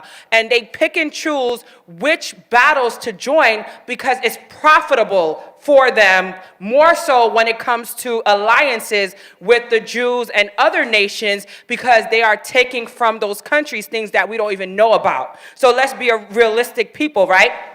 Black America, what can they take from us, right? They took our bodies, they made us slaves, we built up what? This whole country, right? We got nothing in return. Reparations still hasn't made its forefront.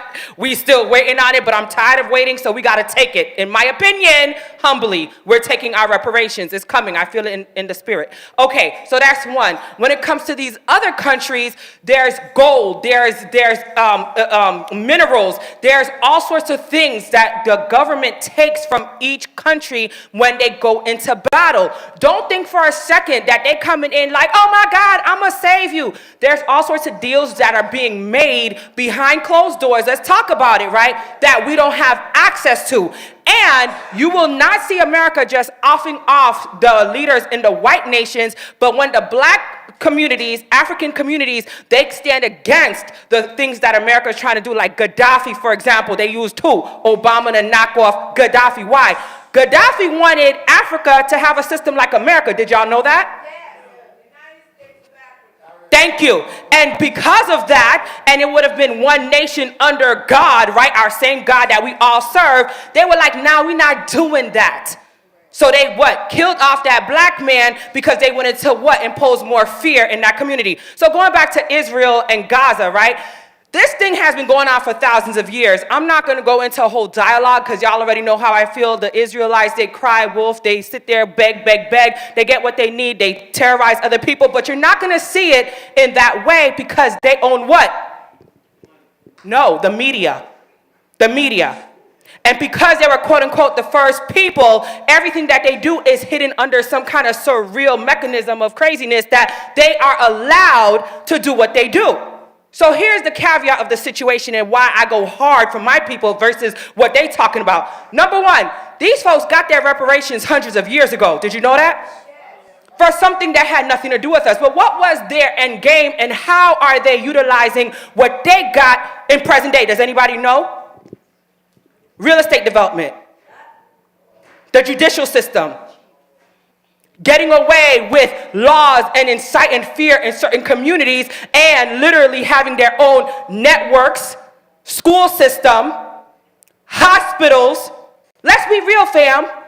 Because they knew how to play the game, throw the rock, hide the hand.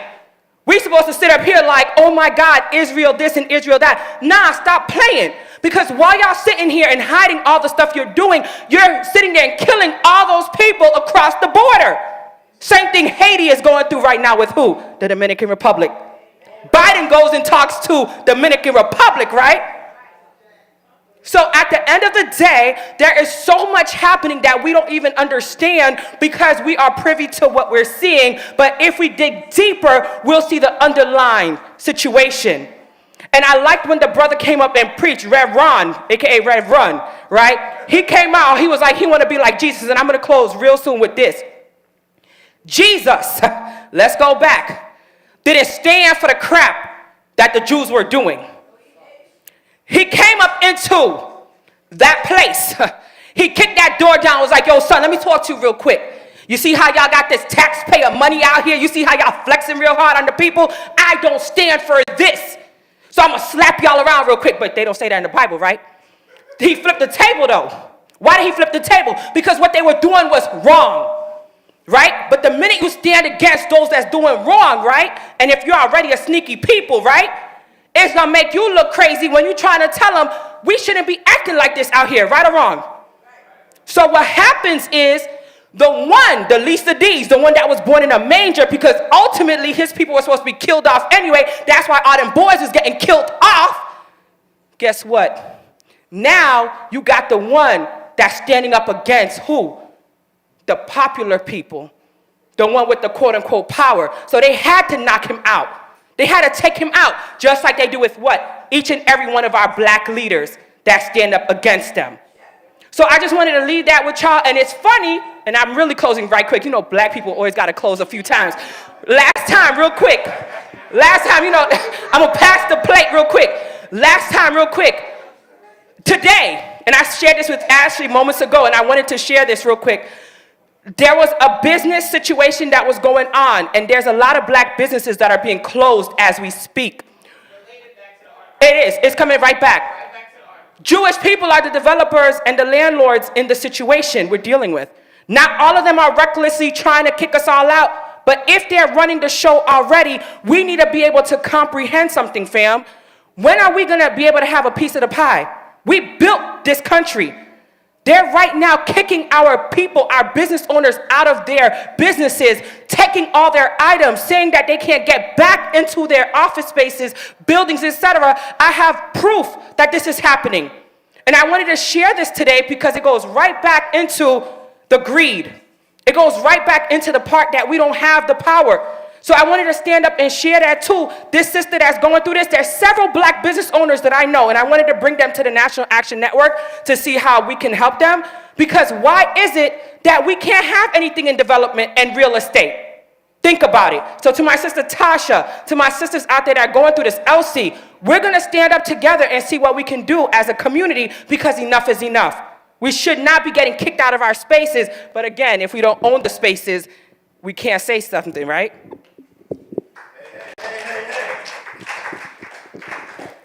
I'm going to keep it as short as possible. I'm going to say it like President Obama said it. And let me tell you, people were very shocked that President Obama even said anything about what's going on. Normally, you know, a former president isn't supposed to get back into politics. You know, they go into hiding and, you know, they just do speeches and et cetera. But President Obama said it, and Ashley said it, there's death on both sides. And what each side needs to do is show some sort of empathy and put themselves in the other person's shoes. For years, it has been an imperialistic nature of Israel. But we cannot neglect what Palestine has done as well. And I said it 2 weeks ago, Hamas does not represent all of Palestine, and what Israel is doing is overkill. And it's a horrible thing to see that the news is reporting that, you know, of course, when you're in war, they're going to close school. But for the news to say that they have closed schools because there are no children left, that children are the highest number of people that are being killed. I want us to understand that Bishop T.D. Jakes said something that was so profound to me. Bishop Jakes said on the other Sunday when he preached, he said, Mary did not birth a child, she birthed a lamb. And it is so sad to see that the innocent blood of young people that have nothing to do with this war is being killed. Their families are being taken off of the earth. And I'm not saying that either side, every side has their justification. One thing America needs to do, and back to what Giselle said, is America needs to mind their business. We need to mind our business. We need to stop funding these people. As my civics teachers would tell us, America has one thing that most countries do not have. And do you know what it is? The power of the purse. We have the power to tell Israel, if you continue to send missiles, if you continue to shoot innocent people, we are not going to fund you any longer. And the only reason why America is really not going to do that is because, as the sister said, Israel is the watchdog for America in that region. After 9/11, it was Israel that said that Osama bin Laden was a Saudi Arabian person, and that he moved from Saudi Arabia and ended up somewhere in Pakistan where they found him. That's the only reason why Israel and America are the way that they are. Because prior to that, America and Israel had some issues for themselves. And the world won't say it, but we all know it's true. So what we need to see is, yes, we're calling for a ceasefire, but Israel needs to stop their attacks. And what the president needs to say is that if you don't stop, we are going to cut your funding. We're going to stop funding this. We're going to stop funding that. The Iron Dome system, America has the power. Right here, the president has the power to say, we're no longer going to help you with the Iron Dome system. Because that is not an Israeli defense system. That is an American defense system. So this thing that we're seeing, we have to really address that. Israel has to stop. And what Hamas did was unprecedented. I mean, it came out of nowhere. I don't know. And then I just want to finish with this. Everybody, my friends and I were talking about this. How can the rest of the world walk around like nothing is going on in a whole different region? I mean, we really have to think about it. People are dying every day. And we're walking around going to work. We're still going to parties. We still turn it up like nothing is going on the other side of the world. And it's not even just Israel. You got war in Yemen. You still got the Russia and Ukrainian war. Just what's going on? Somebody said, oh, America must be so blessed and God has highly favored us. I said, no, we just have the ability to say certain things, and that we are the nuclear superpower and everybody else is scared of us. But the one thing that will stop us is when Russia and China come together. That is the end of civilization as we know it. And we have to address it. And so I think this is why, that's why I'm not in college yet, but I've been following Usman. And if you're watching, Usman has been giving me some really unbiased understanding of what's going on. And Usman has been showing both sides. And I agree with everything that Usman has been posting. A ceasefire needs to happen. And it is young people across the nation. Professors are getting fired for saying there needs to be a ceasefire. Now, what happened to the Republicans that talk about freedom of speech? And they were mad when Donald Trump got, in trouble for saying certain things on social media. Now, professors are getting locked up. So that's what I have to say. I really think that both sides need to stop. It's a sad thing to see. And we that are living in America and on this side of the hemisphere, because Canada, United States, and South America, we don't got nothing going on. But when you cross the ocean on the other side, we really got to fight for these people, because they're in some stuff that it is America that has to say whether or not this war can stop. And so the president and all these legislators got to do what they have to do. Stop giving letters of support, because let me say, I'm really done, I'm sorry. Stop giving letters of support to Israel. That is a bad thing that you're doing, and I think in the long run it's going to be bad for America. And it's going to turn bad on the people running for office. And I'm seeing it with young people. Young people are not agreeing with Israel doing, this is overkill. I want you to understand, they're not killing soldiers. They're killing people. They're killing everybody. 2 million people lived in Palestine. I doubt if there's even 500,000 of them left. It's a sad, sad thing to see. Overkill. That's the word I want to stick in your head. Overkill. And here you are.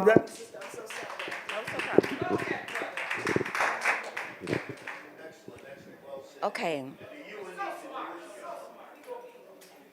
I said on What's on Your Mind, don't start a war. Basically, to clarify here, if a person declares themselves to be an enemy of anybody, they can't presume how that person is going to fight back. I think that's the biggest mistake. Because there's a presumption that they could just bomb, first start the war, and these people are not going to do anything back. That's a real whack assumption. No, really. These people have made it real clear they're the enemy of these people, and they want to take them completely out. So they start the war. So the people they want to take out, what are they supposed to do? They're not going to let themselves be taken out. They're not going to let it happen. But the person who started the war didn't expect the challenge to be that intense. But what would they, how do you know how a person's going to fight you back? So it's extreme. But if a person now has been attacked by an enemy and they don't want to be attacked in the future, they're going to try to knock that enemy out. So there will be no next time. No, that's how you deal with it. If you don't want them to keep coming back at you, because they're making it real clear, you don't take us out this time, we're coming back, because the whole goal is to eliminate a whole civilization of people. That's their goal. They made it real clear. So now the people who got the more powerful people on their side, because they're allies, they're supposed to stick together now. That's how it's supposed to be. Through the hard times, the rough times, and the good times. They're democratic allies. And they see when their allies being attacked, they're supposed to be there for them, whether we agree with it or not. Now, the thing is, when you decide to be an ally of somebody, you got to say, well, how you going to fight? Don't fight dirty. But then you can't tell an ally how to fight. But they want them to fight like there's rules of war. They tell you how to fight a war, to not include a civilian. There's rules of war. That's why there's war crimes when a person really violates one of those wars. War rules. Violations are happening regularly. Now, when it comes to Haiti, and I'm going to deal with that, Haiti, it's happening because of who they elected to run Haiti. They elected corrupt people. They elected corrupt people who are willing to sell their own people so they could fill their own pockets. They look just like you and me. So let's keep that real. Let's keep that real. Let's keep that real. They elected corrupt people who could be bought. Who could be bought. It's not all the United States. People, we're going to keep it real. We're going to keep it real. Some people, no, we're going to keep it real. Some people look, hold on. No, hold on. No, hold on. You got your chance, sister. This is purely my opinion. Purely my opinion. But players look for people who they could play. They look for play. And you got to trust and believe Haiti's no different than any other place. We are all not the same. Some people in our own community are players to fill their own pockets. That's anywhere and everywhere. Exactly. So United States, they know how to, certain people in the United States know how to play other people too. Let's keep that real. But not all of us are players. And I particularly don't let myself get played on purpose. But there's some people who let them get played, to play themselves on purpose because they have their own personal agenda. So when we see all this corruption going on, keep in mind, somebody who looks like us is helping them do that. They're not innocent. They're not innocent. Okay. All right, so we're going to keep that real. And we know how the United States, some of them can do because we're here, because they've done it to Africa. And some Africans want to fill their pockets, so they help load the ship too. So let's keep that real. Let's keep that real. So the reality is, we cannot really logistically take anybody's side. We want the right thing to be done on both sides. On both sides. Both sides.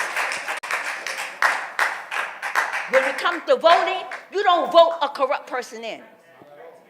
You don't vote a corrupt person in. Once a person show they're corrupt, they're going to do their own people corruptly. So we got to be careful on who we vote in. Because a corrupt person is going to turn on their own. The reality. So, of course, now the logical solution has always been the same. 2 states. That's always been the logical solution. Each side want to be stubborn and take the other side. How you going to literally think you're going to take out millions of people like forever? That's so illogical. It's illogical. 2 states is the solution, and now they're trying to get it now. Now that the 2 states are really bombed up, tore down, now they're talking 2 states is the solution. It's been that solution. It's been that way. And it's going to happen after all this destruction. It's going to happen. Because that's the only way for this whole thing to stop. It's the only way. It's the only way. Now, dealing with the innocents, they have been, the Israel people have made a serious effort to tell them, get out, because we're coming to bomb. Okay, get out, we're coming to bomb. They're trying to let civilians go. We're going to tear this place up. They're telling them that. And some didn't want to leave. And because they just said they didn't have a place to go. But if your life is at risk, you go someplace safe and be on the outside somewhere. So they gave them every chance to get out because right now they're saying, we got to do these people. These people are going to keep coming after. It's a sad, sad, sad situation. But again, the Bible speaks of that. There's going to be wars and rumors of wars. Now, I thank God for politicians like Biden who know how to diplomatically keep us safe. I don't care what you say. He is dealing with some people. He knows how to talk the talk, to keep it de-escalated. You're not going to drag us in it. So I give him a lot of props for being diplomatic and keeping United States safe with other allies who want to be kept safe. But they promised Israel, we're going to be with you no matter what. And they're going to keep their word, which they're supposed to. They're supposed to. But the reality of it is, it's going to end. They're going to get together and get the 2 states, and they're going to help each other build those 2 states up. Now, my prayer is it happens soon. Please let it happen soon. That's what the whole point of the 21-day prayer. Please let this war end soon and start building up these 2 states. Please. It's necessary.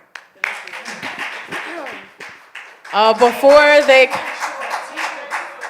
we gotta limit the comments. And please, when you come up here, do not make it an argument. It is an opinionated thing. Please.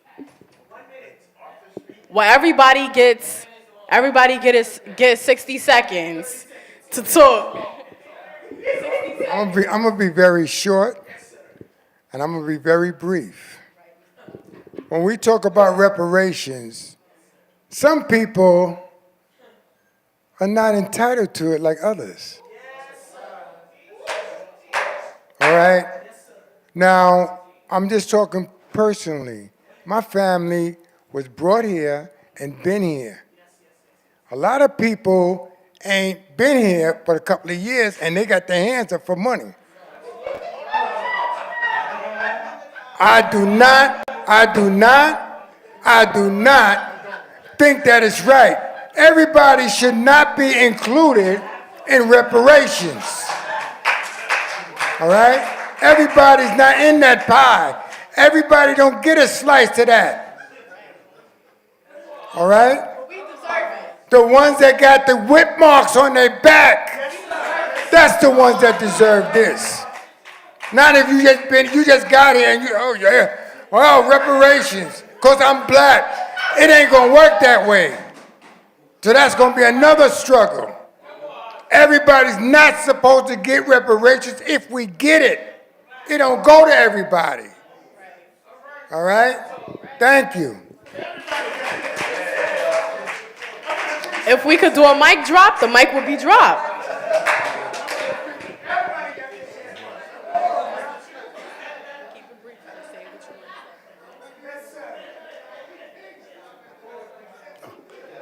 All right. Shout out to my grandmother, Isn't Parson. You already know that, always. Oh, she here? Oh. But you know, always. High school, when I graduated, I didn't want to go to I didn't want to go to war because they was fighting for oil. They was fighting for oil, so I was like, what I'm going to fight for oil for? I don't care about no oil. And now, all the people that we killed, as in Osama bin Laden and Gaddafi, he wanted to make the almighty dollar put Harriet Tubman on the dollar. So he had a whole lot of stuff going on with him.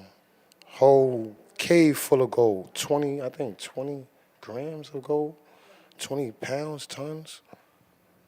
So yeah, we had allies that we never paid, as in bin Laden and Osama bin Laden and Gaddafi. We never paid them, so that's why we killed them. That's why they turned on us. We never paid them. Okay, I didn't know that. Now I don't know if that's true. We gotta make sure it's true. But if it is true, is it true, Christian? Okay, if Christian.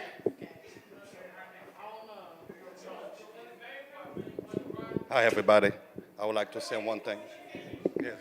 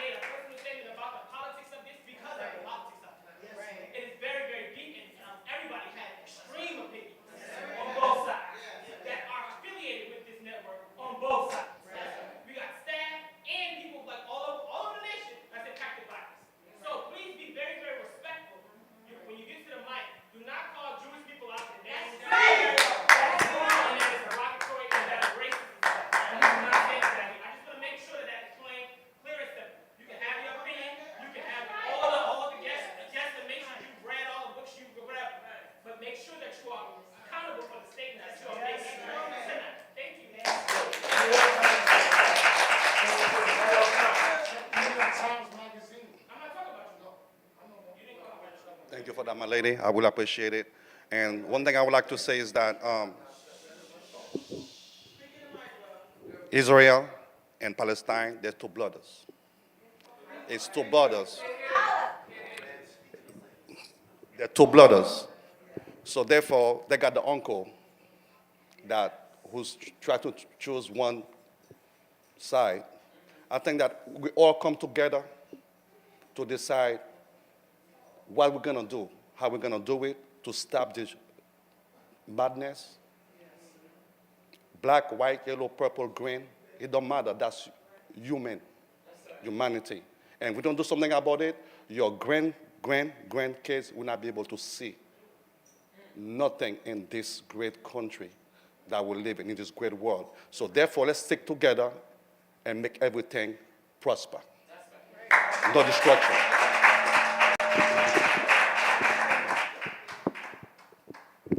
Okay, so, that's too loud. Okay, great. So thank you, Ashley, for saying that, because I don't want anybody to be held accountable for my thoughts and my views. These are of Anaya A's. But this is why I'm super passionate about the situation we're dealing with, because of the constant racism that's constantly perpetuated in the media on a daily basis. So if it seems like I'm angry, if it seems like I'm definitely on one side of the fence, it's because of that. And I know a lot of us are angry. A lot of us have a reason to be, right? But I'm just a little bit more vocal, and I do not want Rev or anybody else to be held accountable for what I say. But if we look around us, we'll see the evidence every single day. Oftentimes when people like myself, or even Kanye West, or Nick Cannon, that have a lot more to lose, have stated certain things, statements, they get what? Blackballed. Especially in where? Hollywood, right? So I'm not going to go back and forth, and Rev, Word, let me just address you, and it's not like I'm attacking or anything, but for you to come out and have such a strong opinion of Haiti, we definitely need to have a sit-down conversation about it, because as I stated here, and I recall stating it, right, that our African leaders, they go through this. I talked about Gaddafi. This brother said it as well, right? Haiti is one of those countries. If you don't do what certain people tell you to do, and I want you to go back in your history for yourself, because I'm not going to sit up here and spoon feed you all the information, but I'm super passionate about my country because I know the effects. My grandfather was the colonel of the Haitian army. So there's things that I know and my family has gone through that I can't verbalize here. Okay? But I want you to understand something. When a Haitian person or a Haitian nation, a black community, makes this decision to put somebody in office, do you know what happens to them, Word? Right, they get knocked off. Just like in those African countries that I mentioned, so it wasn't any kind of linear situation. I'm not going against anybody. I'm just telling y'all what's going on. And oftentimes we don't have access to the media, just like we don't know what's going on with the canal in Haiti that's going on right now with the Dominican Republic. Why? Because certain classes won't let it be seen, the efforts that we're making on a continuum as a black people. So if it seems like I'm aggressive, I'm just coming from a really passionate place, because I wouldn't sit up here and try to disregard or disrespect nobody. But when my people have been hurting for all these years after standing up and fighting for their freedom, and then helping every other nation, there are flags today that have the red and blue from Haiti's flag. Countries have benefited. This country benefited, sent over 500 soldiers, not even slaves, to America to fight for what? America. Because if they didn't, you know what language we'd be speaking right now? French, Louisiana Purchase, all of these things that are being not taught in our school system. And that's what I wanted to share. When we talk about what the Haitian people are doing, if those Haitian politicians don't stand up and take the different things that America and Canada and United Kingdom, etc., are giving them, guess what? We don't have a president today. Why, Word? Since you know so much about Haiti, why don't we have a president right now? I'm sorry. It's not a fight. It's not a fight. But I'm just saying. Okay, so let me just close it with this. President Jovenel was what? Assassinated more than 2 years ago. Let's do our history and understand who put in the prior president and who put in Jovenel. And once you realize the money train, then all of this rhetoric could be shut down.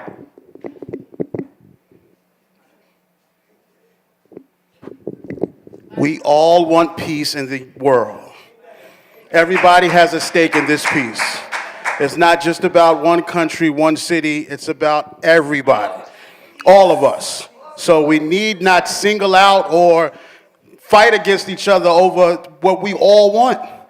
Now, with the issue with Israel, and as you look, Israel and Gaza, and if you look back in history, it was all one place anyway, Africa. If you want to be technical, it was all Africa before all the breaking up and new naming of the country.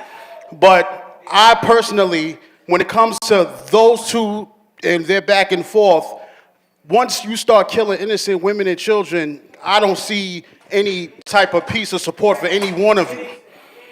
You drove miles from the Gaza Strip to a concert and you stole children and women and you killed them. All in the name of what? Allah or whatever it is that you're praying for or what you represent, there's no excuse for what they did. No one in here can justify what they did, no matter what they're going through. I understand there are certain countries that try to play peacemaker. They try to act like they're doing such nice things. But then I just spoke to Sam in the store, in the corner store. He's right from the Gaza Strip. He grew up there. He goes back there. His wife and his kids live there while he brings money back from the store to there. He sends money there every week. And he's trying to get them over here, and he can't. There's no way he can get them over here. They have to survive on their own out there because it's not just a money thing, it's getting to them. And he can't even get to his wife and his children, and and this is a man that's from there. And he says that Israel is not as innocent as the country and everybody tries to portray that they are. They're far from innocent. So I think we all need to do a little more homework, not just one country, one city. We all need to come collectively and do our homework because some of us are misinformed. And sometimes, like they said, this can get passionate. Yes, it gets very passionate, but no one knows all the facts. So know how passionate you are up here, no one knows all the facts. No one ever knows all the facts, and no one ever knows the whole truth. So let's woosah and eat and conclude this huddle. Thank you. And that was the last person. We're going to close out. I was the last person Giselle said. I don't want to keep it going. Oh, okay. All right, 30 seconds. 30 seconds. Yeah, Gino got school tomorrow, y'all. Come on.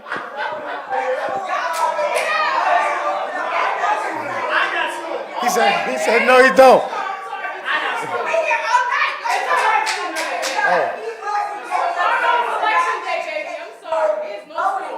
Seminar.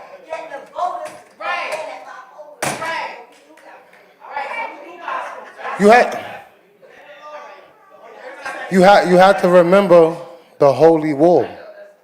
The Holy War condemned them. They've been condemned since the Holy War. Yes, okay. You could come up. 30 seconds, 30 seconds. Last comment, y'all. Don't be begging for no 30 seconds. Since I only got 30 seconds, I want to just say this here. I'm sitting, I'm listening, and I'm hearing everybody. I'm listening attentively. But what I don't understand, I'm a senior, and I was born in Mississippi. My people pick cotton. Like, I got the blood, my grandmother, my great-grandmother. But what I don't understand, I'm finished right now. When are we going to get our reparation? Huh? We talk about everybody else, us as blacks. We can't, you know what I'm saying, get equality. When is there going to be some equality for us? They keep playing the game, pretending like they're giving us things that we don't got. It's all, you know what I'm saying, fake. When are we going to get equality as Americans, blacks, for all that we contributed to this country? When are we going to be recognized and just treated somewhat equal, like people from everywhere else here in this country? I would like to have mine. I don't know about yours, Reverend. Yeah, See, they got something going on, and I believe God has shown me the formula, like modern slavery. What they do here, right in America, right in front of our eyes, and we don't recognize it because it's so settled. You don't see it. The white man is slick. Am I allowed to say that? Okay, I don't know if I'm allowed to say that. If I did, I'm apologize, but I mean it from the bottom of my heart. And they have created a formula, all right, that works. It works like 1 and 1 and 2 every time to do what they're able to do right here to each one of us, and you wouldn't even know. And what they do is they use two. One they submit, and one they use amongst the people. See, they'll submit one record and everything looks fine. But between those who are part of whatever they're doing, there's another set of records. And they doing what they do But you don't see it because everything looks like it's fine. On paper, they submit it. Everything looks paper. But on their records, privately. I'm finished. Yeah. What I think we have to understand is that Netanyahu is behind this whole thing. All right? We have a devil running Israel. He's a Zionist. He's a Nazi, the Nazi of Israel. All right? Now, you understand Zionism. They're the colonizer of Palestine. Now, what we have to understand, Netanyahu is under indictment in Israel. Now, this war got him out of a jam. And he's beating up people that he's been kicking around for 25 years. All right? He's the problem. He's the Trump he's the gangster of Israel. Now, Biden's over there trying to make peace. He's going to all the Arab countries. He's sending the Secretary of State to everywhere he can to make peace because they're killing kids. 2 million people in Palestine. Now, this is the birthplace of Jesus. All right? So, when you kill any human, you're playing the devil's role. All right? So now these people were they were protesting against Netanyahu. For the soldiers were refusing to go into reserves because Netanyahu was in charge. I think Netanyahu knew this whole thing was going to happen, and he let it happen. So he could get power to go. He's going 8. He's doing what he's been dying to do for 25 years. All right? Now we, as peaceful, loving people, and we have action, we have to understand this is a fight between God and the devil. All right? So we being principled people and loving people and we're God-fearing people, we have to understand that we have to bring our loving energy to all this and back to the right place, which is National Action Network, the peacemaker of the world. All right? Thank you so much. Thank you, everybody, for coming up and sharing your opinions. I would like to close us out for prayer before we watch the video, because after the video, everybody could just leave, get their food and leave. Or we could eat while we're watching the video. So I would like to close us out in prayer. So everybody bow your heads. No hostility when I'm talking to God. Yes, we need to hold hands. But don't come too close, because I'm reading off of... Yeah. Link up. Yes, yes, yes. Yes, yes, yes. Everybody bow your heads, please.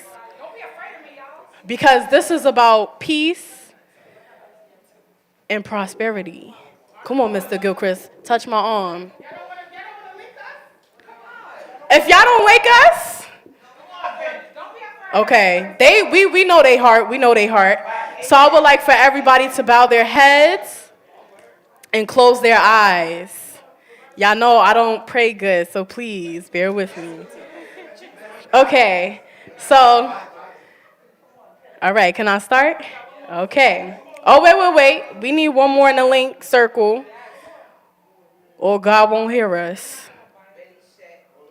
Okay. Thank you, Lord, for your presence with us this day. As we depart from this space now, we ask you to bless us throughout the remainder of the day and guide us safely home. Thank you, Lord, for providing us with this sanctuary to state our opinions and have the freedom of speech. Please pray for all the injustice acts that is happening around the world, especially between Israel and Palestine and Haiti and the Dominican Republic and Ukraine and everywhere else, everywhere. Peace on earth, that's what we need, God. Thank you for providing a space where we could all come together, linked up, linked in, like Gina likes to call it, and we could come here, sit, and talk about our problems. Thank you for the helping hands that we are providing. Thank you for the Youth Huddle, for inspiring and teaching. Thank you for the people that come to the Youth Huddle to learn and inspire and teach as well. Thank you for the hands that prepared the food today. God bless. And we all say amen. Tomorrow's election day. Tomorrow is election day. Group shot. So this video, I'm just giving a warning. So it's Muhammad Ali, right? The beginning, I think the beginning is fire. What he says is fire. So I'm gonna let y'all sit down so y'all can listen to it. There is a part with Mike Tyson. It's bleeped out. He says 2 curse words, but it's bleeped out. But his part is important to it as well. So if you want to pay attention, Say 2 again gave us the video. So thank you, brother Say 2. And we need a group shot at the end. And thank you to everybody for sharing your opinions. Thank you. We love y'all. It's not, it's not personal.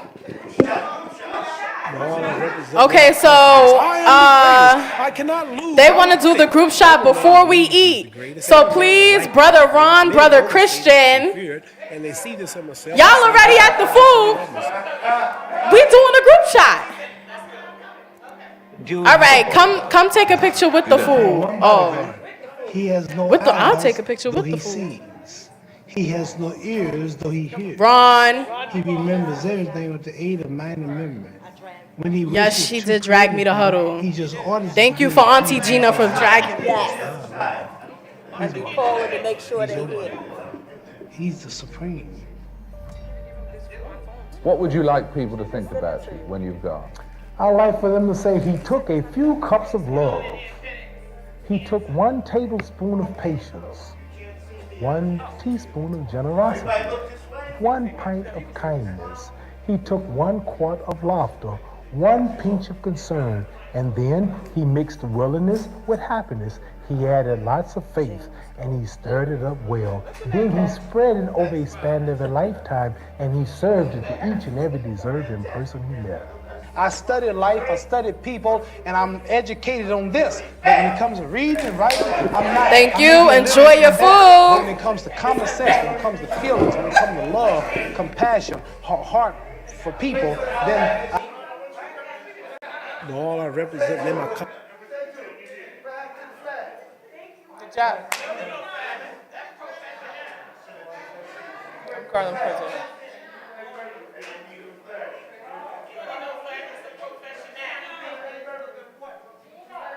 I'm gonna wait till they sit down.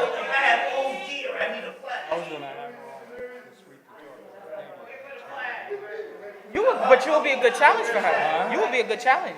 You can take her. You know you can take her. And she will learn. I think you will help her to learn. And your co-host. You should have Ron on too. Yeah. I think you should do it. I think that's a good show. I do. I think that's good ratings. That's a good show. Because it's controversial. Yeah, and you gotta teach. You gotta teach, Winston. I like that. Word too. Word need to get on. She was good.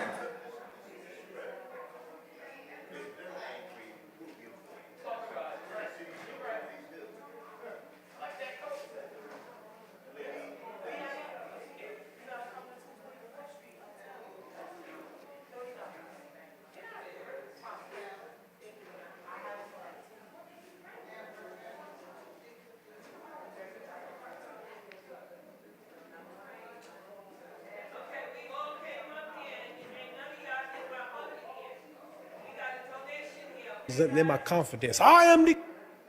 All I